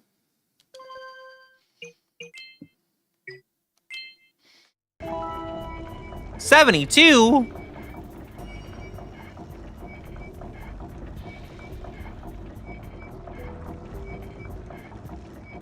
That's like the most I would normally complete a game, like, in my first playthrough back in the day. 72% is a lot. And this is mandatory. Oh. All right. Haha. With these additional power cells, I should be able to supply the heat shield with enough power to stand up to this lava. But the shield still has a limit. It will Of course it now does. temperatures up to 800 degrees, but no more. So keep an eye on your gauge. I don't want to think about what those temperatures would do to your zoomer if the shield gives out. Yeah, the heat. What? The Zoomer? Hey, what about us? Don't you think we could look for a safer route to Gull Citadel? Look, I've released more cooling balloons into the tube, so you can use them to keep the temperature down. And don't forget to activate the teleport gate in the Yellow Sage's lab. Okay. I'm counting on you. Sounds good.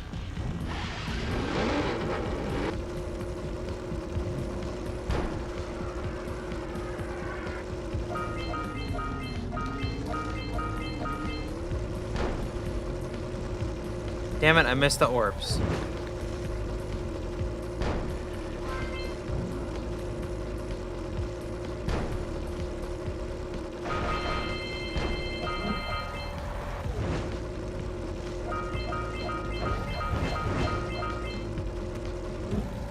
Oh my lord.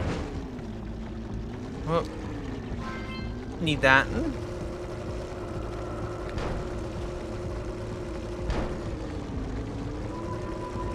Oh.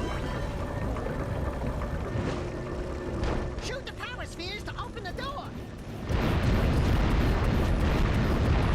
The door is open. Let's get going.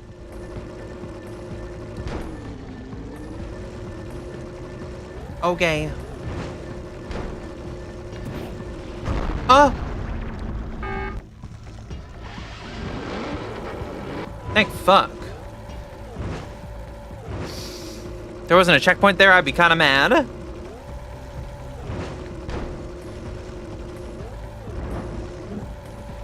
What the fuck?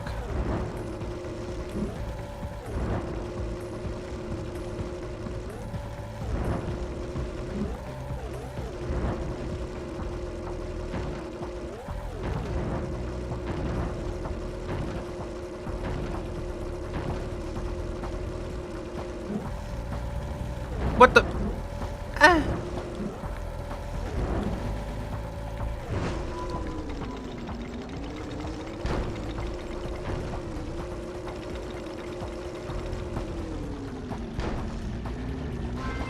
What the fucky wucky kind of shit is this?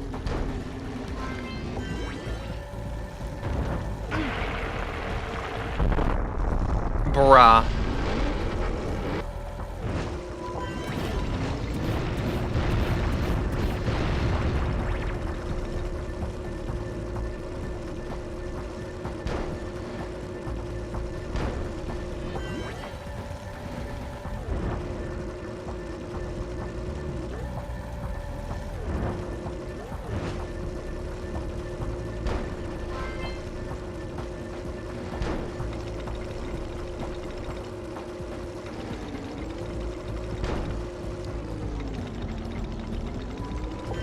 What in the baloney is going on? Give me the...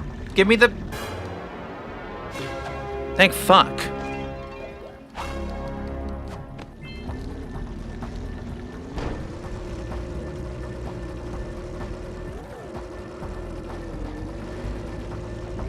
Oh no.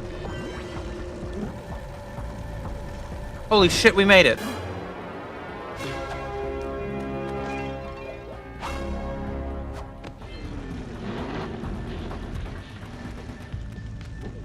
Huh. Hey! Where's old short, green, and wrinkly? Where's Daddy? Terrible. Father is missing. I think Gall and Maya may have kidnapped him as well. Oh no! Thanks, sweetheart. I got everything under control. Under control? Lurker armies continue to grow across the land. The sages have been kidnapped. Gall and Maya have gathered enough eco to complete their terrible plan. Uh-huh. And to stop them, you're going to have to fight your way through their citadel. You're gonna have to get more power cells. Yeah. Shit. That about sums it up. You've got to rescue my father before it's too late. You have to rescue. You have to rescue my daddy. Careful. Yeah, we will be. You have to rescue my daddy. Whoa. Not letting her live that one down. Calling Maya Citadel.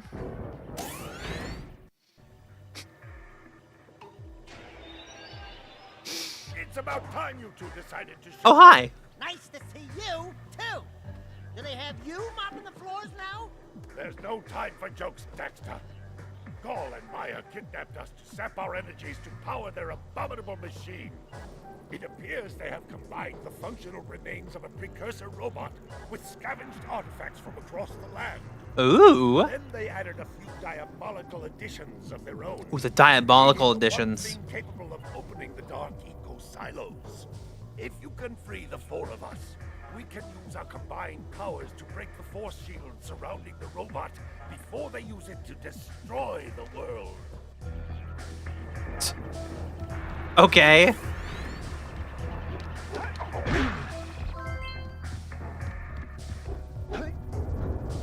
I better free them so they can destroy the barrier around the giant robot.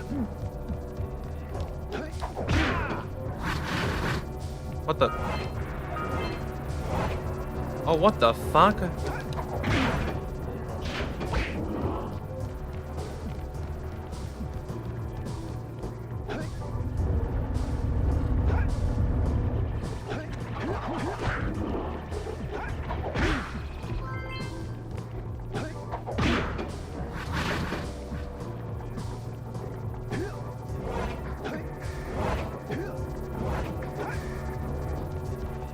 Okay.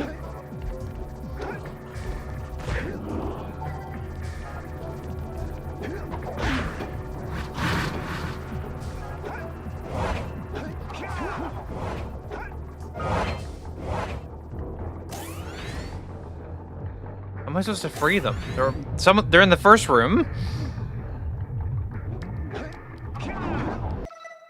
And are there? I just gotta power myself for freeing each one of them.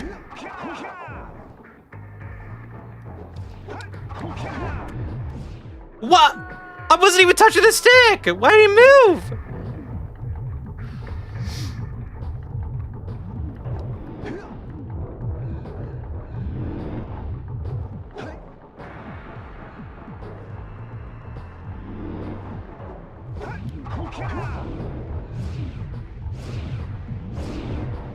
I would love to know how to do this.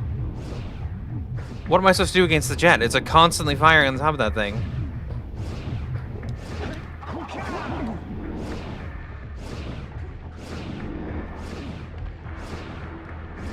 Aha.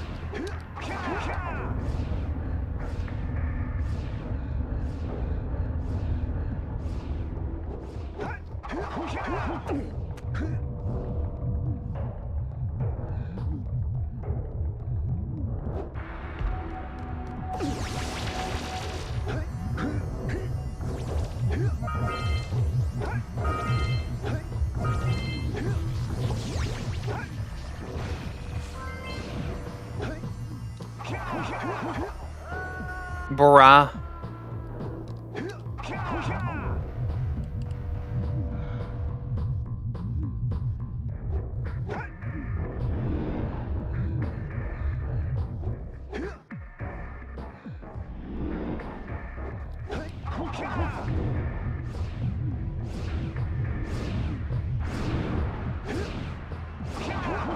Bruh!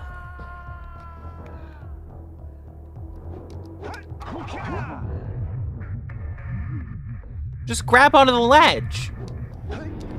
I feel like ledge grabbing should be easy.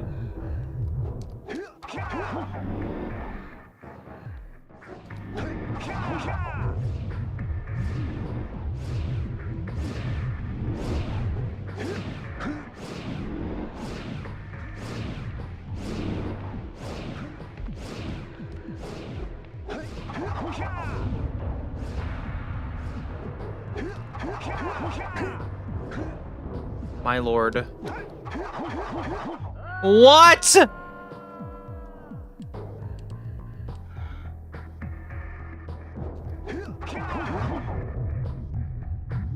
Jack's little shitty double jump, like, it fucking sucks.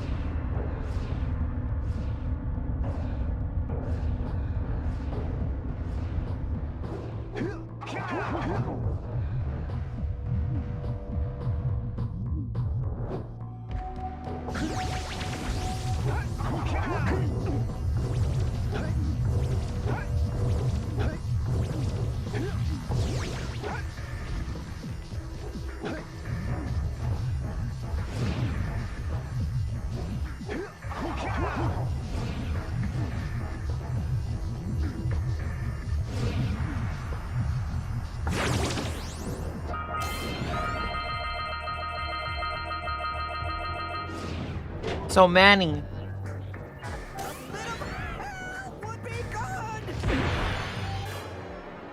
Bong. Nice. Sage saved. Good work, fellows. Old Samos was right about you.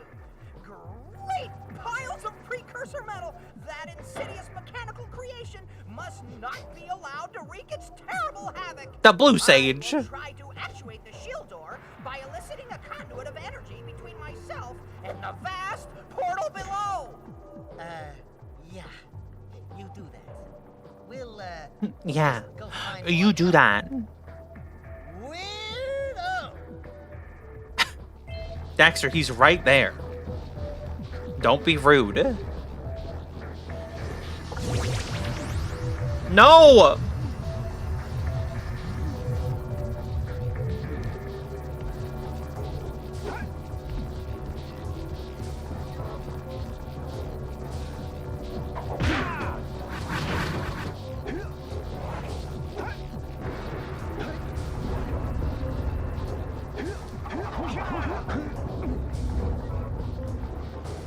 Oh my fucking god, I couldn't hit the double jump.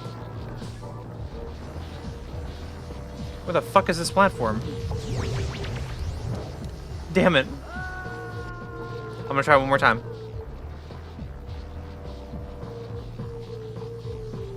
They have to have thought of this. Yeah. I don't think I can hit the jump in time.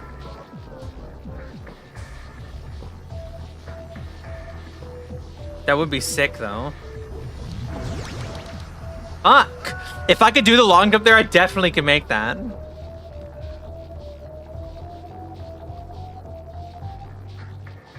I barely landed on the platform. No! No! Nuh-uh!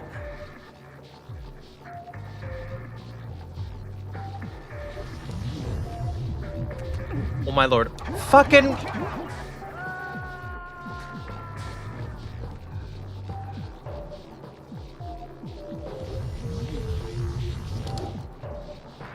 You so can make that. There's gotta be a thing making it so I can't.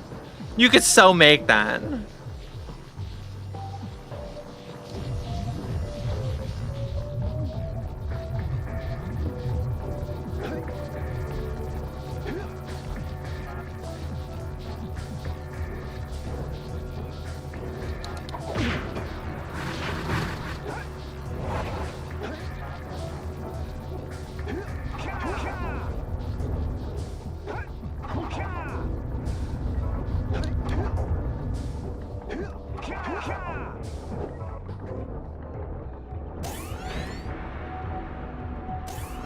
Land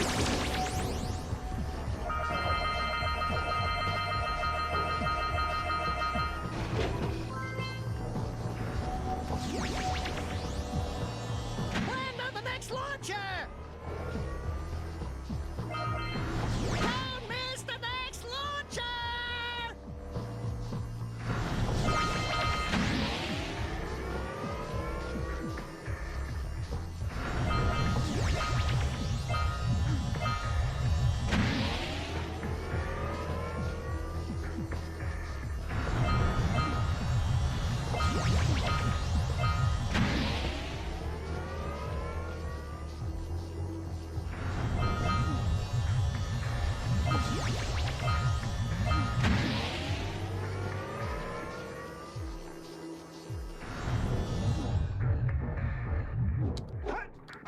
I ran out of blue eco, and we gotta do it again.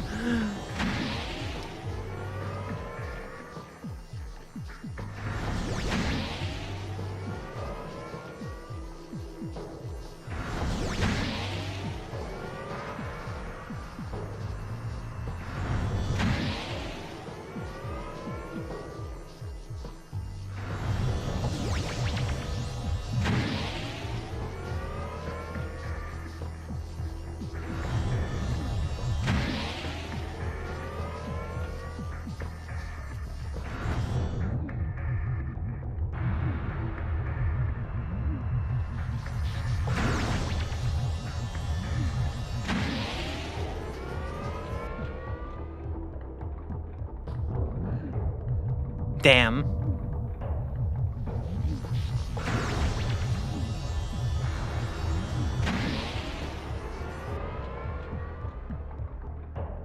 Oh, and if I keep it the whole time, I get the orbs.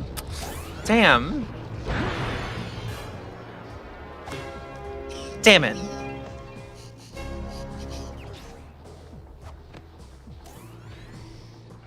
Who would have thought I'd live to see the day when I needed to be rescued by a boy and his muskrat? I'm gonna A give boy and his all of muskrat? mine a little payback for this embarrassment. Then we'll see about cooking up some muskrat stew. Murder. Kill the boy.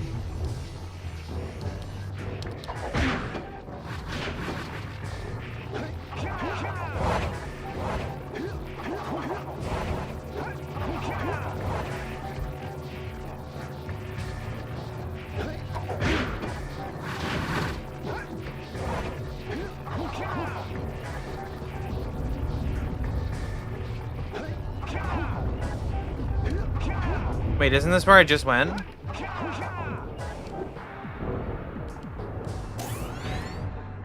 Yeah, I was just in here.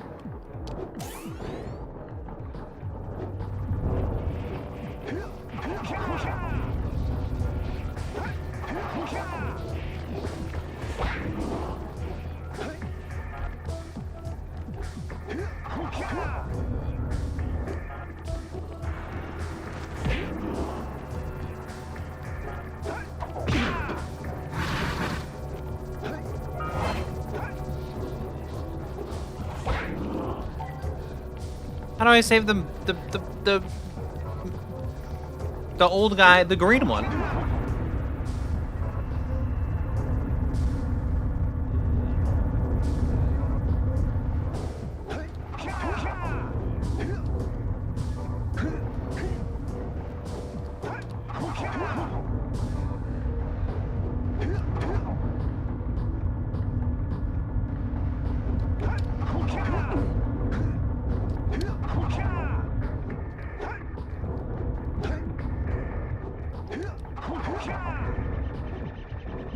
What do?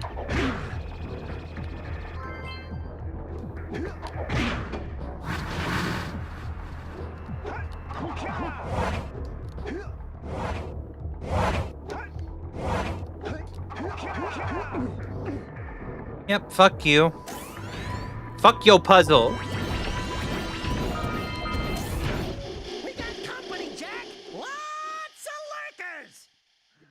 Okay.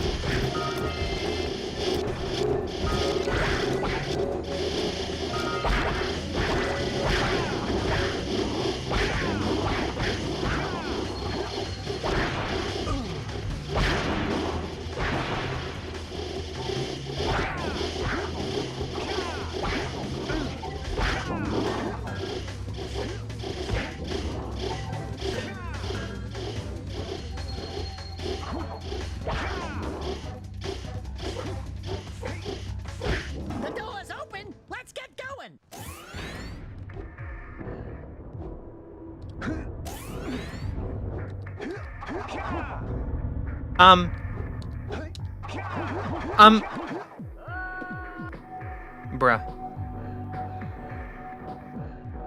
Why the fuck am I all the way back over here?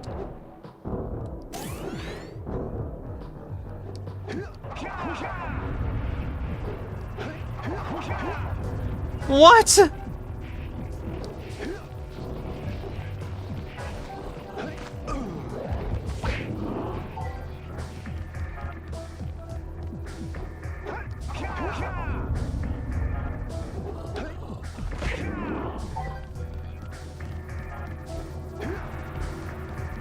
What do you mean?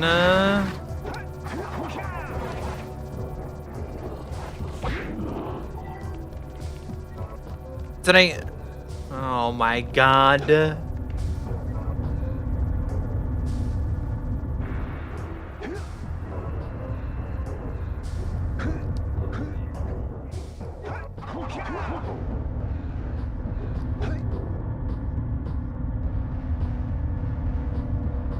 Is it because I didn't do this one first? Because it's technically first on the path, I just didn't see it till after.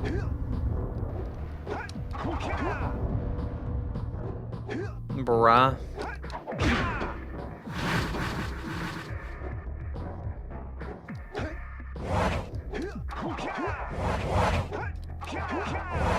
What? I didn't touch the other platform! Oh, so now it respawns me here. Okay, I jumped, but you know, whatever, just kill me.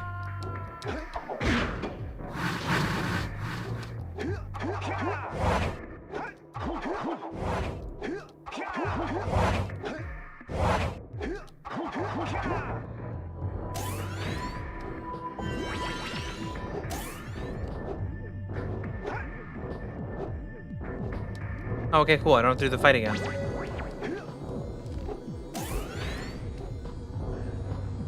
Okay.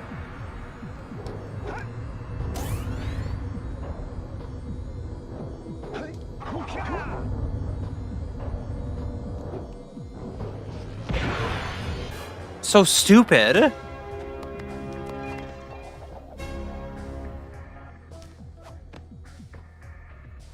Saved. You finally come to rescue. Ha ha ha ha. Been in here? What took you so long? And what are your names? I'm Daxter. He's Jak. He's with me. Good job, Daxter. You're a real hero. You've got to stop Gaul from launching the robot. Uh-huh. Use my eco power to help open the shield door. Okay. Oh, okay, so I can't free the final one until... Okay. We need Blue Rico to charge this platform up.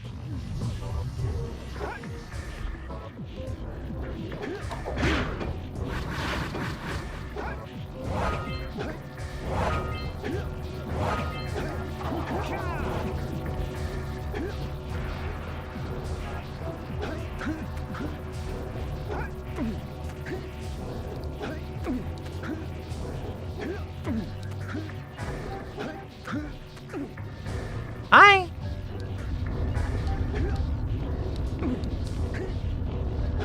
No apologies necessary.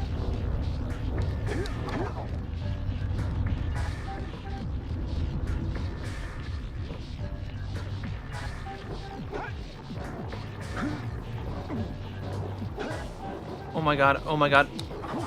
Bitch.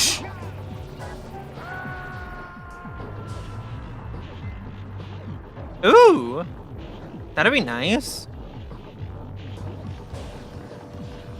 You can have like a nice evening shower. Ooh, nice and cozy.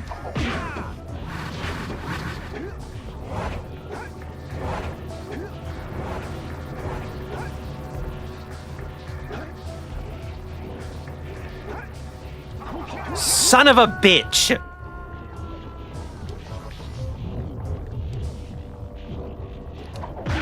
Fuck you, Jak and Daxter, you shit platforming ass fucking garbage ass platforming shit.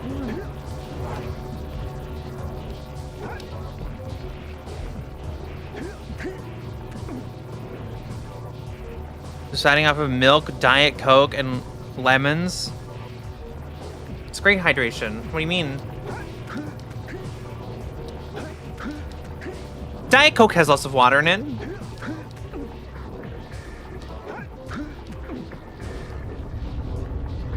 It's a great source of water.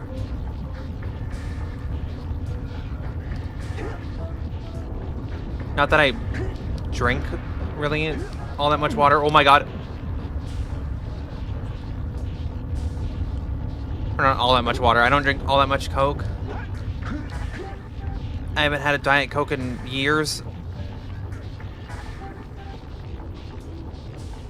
No, they just don't. I mean, the lemon would. Lemon with a Diet Coke? That mixes kind of well.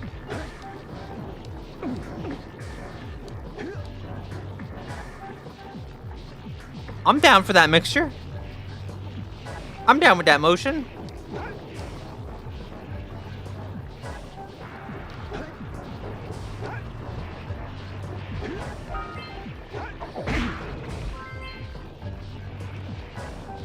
I tried to have milk for days 1 and 2.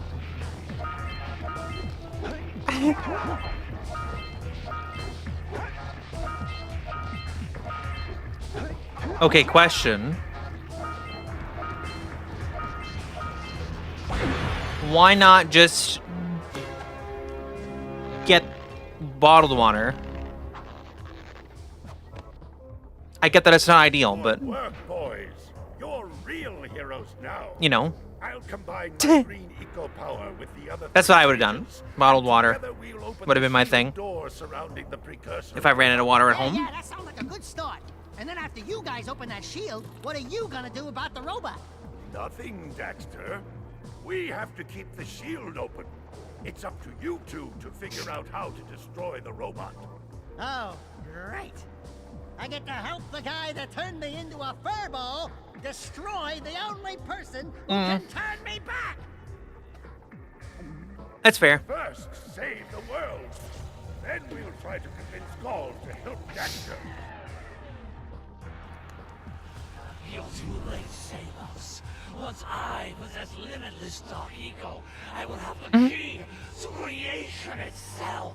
This is madness! Bruh. Really think that much dark eco will destroy everything we know? Rude. Just look what it's done to you! It has given us a beauty beyond anything you could understand. Beauty? Have you two looked in the mirror lately? Just wait until we open the silos, little one. You think short and fuzzy is bad. And to think, you two traveled all this way for my help. Fools! Enjoy your front row seats. Fools! Die! That was not an opening. Jak! Take the elevator up and stop that robot! Stop the robot!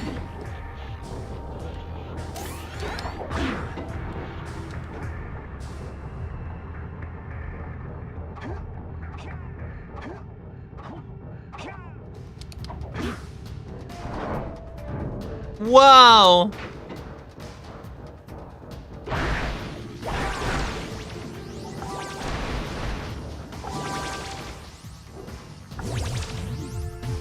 I have to destroy the giant robot.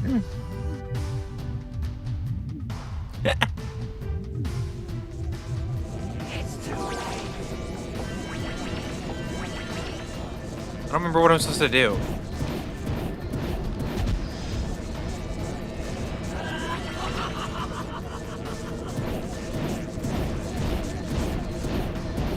I don't think I do damage to him.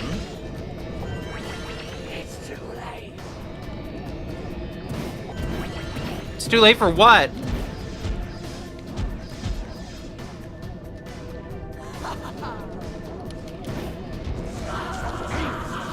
Yeah, I've got to hit it in the eye.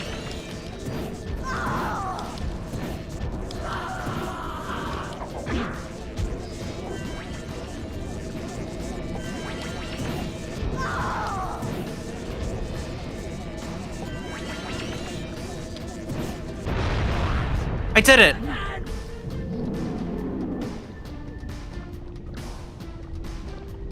Ah! Eco will protect you now.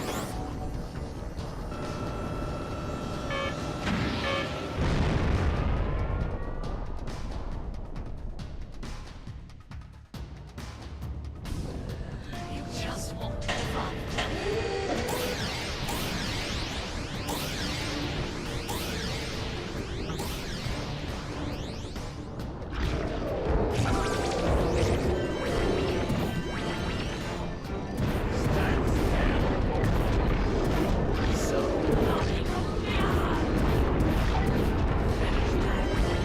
Go, go, go!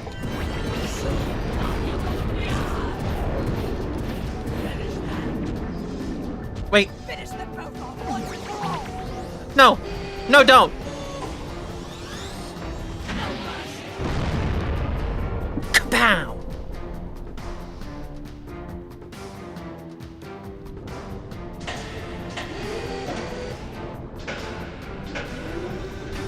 Oh my god, what the fuck is that?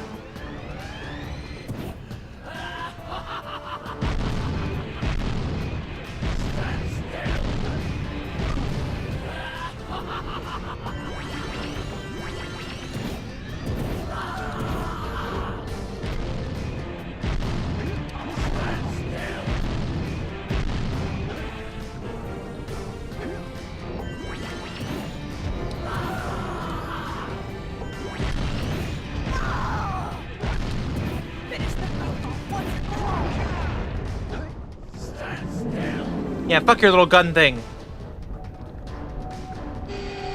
Oh shit. Go, go, go, go, go!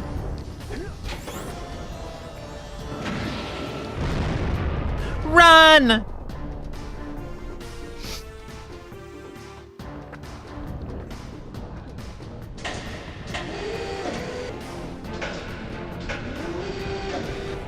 What the fuck?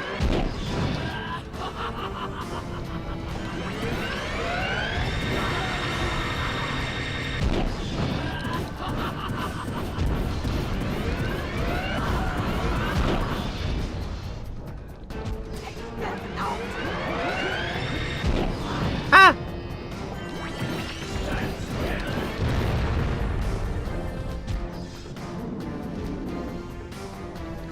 You just won't give up, will you? No. No, I won't.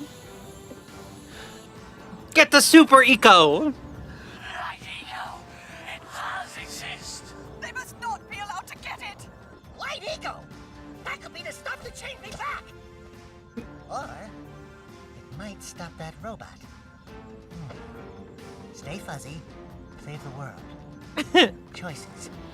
If they can make it, Okay, we should make it together. We'll save the world, but do it quickly before I change my mind.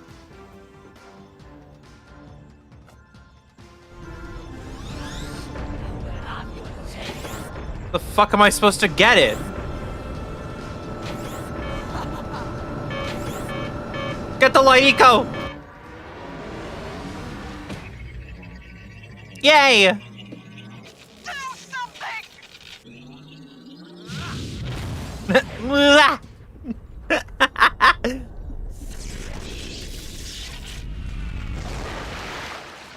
No! Gollum, what's her name, fell into the dark eco. And then all was right in the world.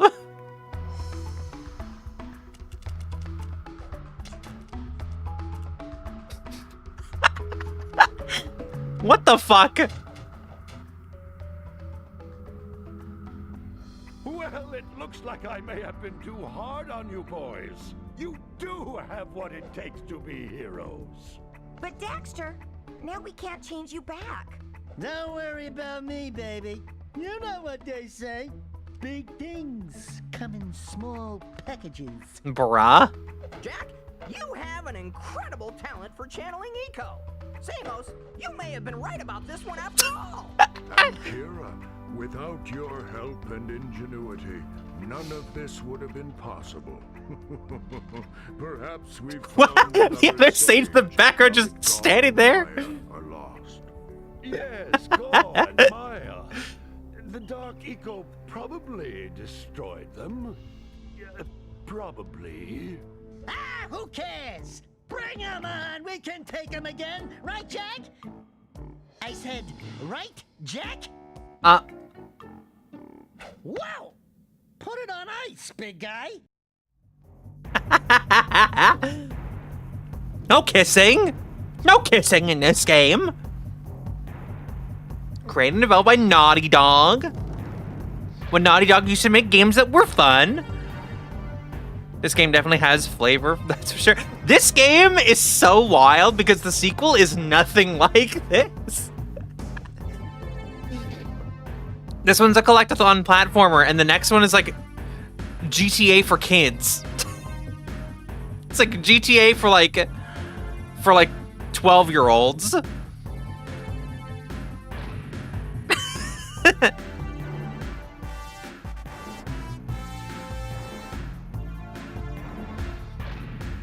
These fucking goofy ass fucking credits too.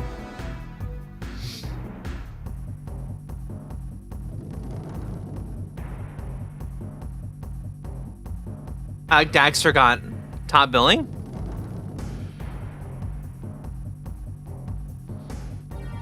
Daxter's just small.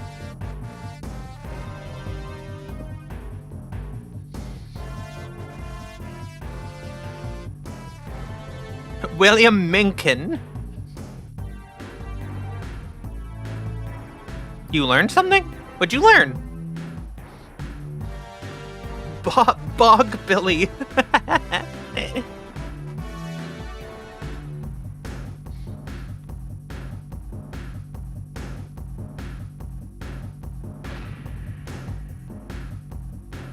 The person who voices Samurai Jack voices Fat Larry from Vampire the Masquerade 2.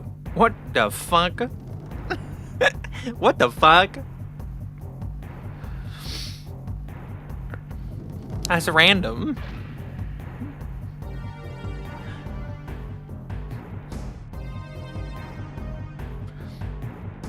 Two sessions to beat Jak and Daxter, the Precursor Legacy. We didn't 100% it because we literally can't because the one level makes the game break, but... And the students of the Rancho Canada Elementary School? What? Huh? Oh, what? I said something about Canada Elementary School with a little accent? Canada? Canada? But not Canada?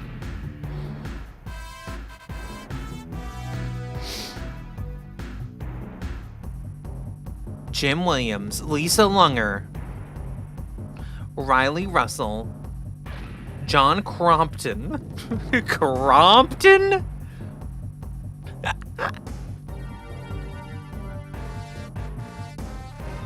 Buzz Burrows. Okay, that one's good.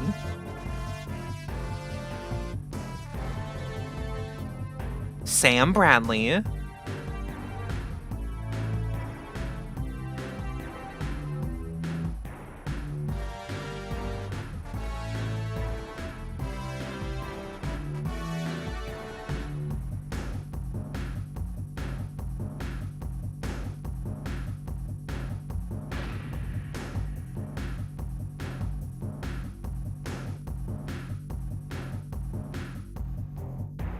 Why so many people work on this game? It's so old.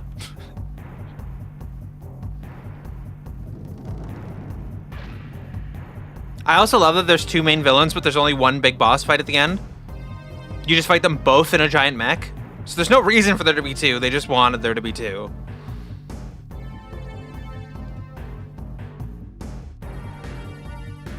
Can I? I can. Okay. Oh, wait.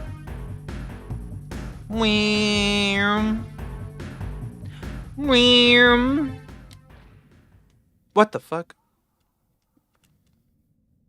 Holy yakko! What could that be? Wow! It's an ancient precursor door. Wow. It'll only open if we fill all 100 holes with power cells. Damn. Oh boy, here we go again. If only we could fill every single one of the holes with precursor with power cells. Then we would know what the super secret, super ending of the game is. If only.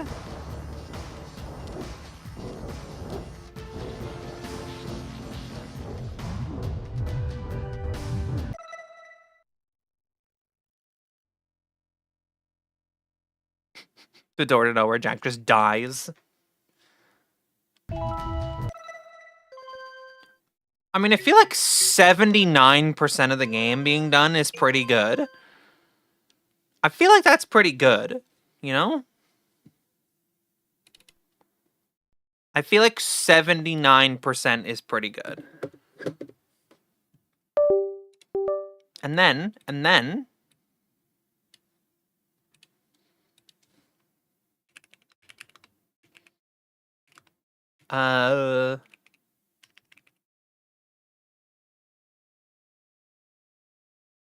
And then we can just...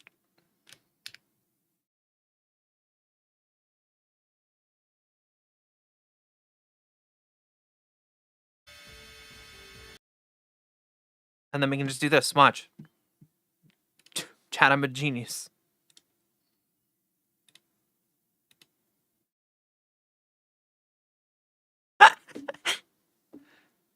I'm a genius.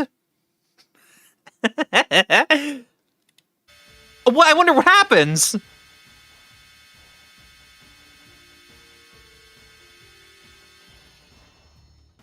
Wow, I can't believe we collected them all.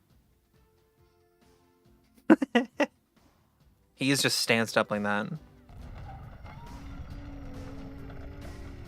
Wow! What is it? It's so beautiful. By the precursor. Wow.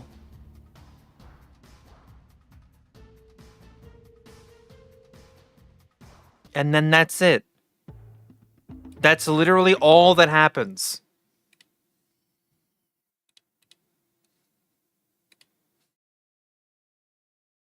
That's it. Imagine collecting everything in the game, you do all that work, and then the ending is that. To like stick around for the super secret super ending. This.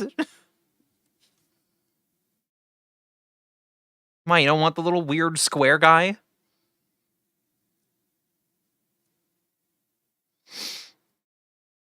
Oh, you want the colon D to be like real colon D. It's okay. Just do like... I don't know. I don't know how to fix it. I don't know how to fix it. Twitch just loves changing things. Yeah, putting a letter before it works, but that's not as fun, you know? It's not as fun, you know? But that was it. That was my plan for today. It didn't change it on my little preview on Discord, but... Yeah! Yeah. I love that game. I love Jak and Daxter. I got a lot of old little like classical style games that I really like. I have some that like I want to play that I had when I was a kid but I never beat. And I feel like we should. I feel like we should dedicate at least one day a week, maybe, to playing old ass games. To playing old games. Because I like my old games. There's a lot of PS2 games that I actually really enjoyed that I want to beat. So I think we should. But yeah, I think that's gonna be it for today. I think I'll go and I'll get some work done and rest and everything. There's no stream tomorrow. There might be a stream on the weekend. Keep an eye on the Discord, because I'll probably announce it if I do. Just keep an eye out. I'm not entirely sure yet. I might work on stuff over the weekend. I don't know. And there might be stuff I have to do. I have no idea. I have no idea what's going on. Weekends are weird for me. Have you ever played Pokemon Stadium 2? Yes. I have. I could play it again. I should play the Pokemon Stadiums on stream. They're great. But yeah, I hope you guys had fun. And I hope you have a great, wonderful rest of your day. And I will see you guys next time. Okay, bye-bye.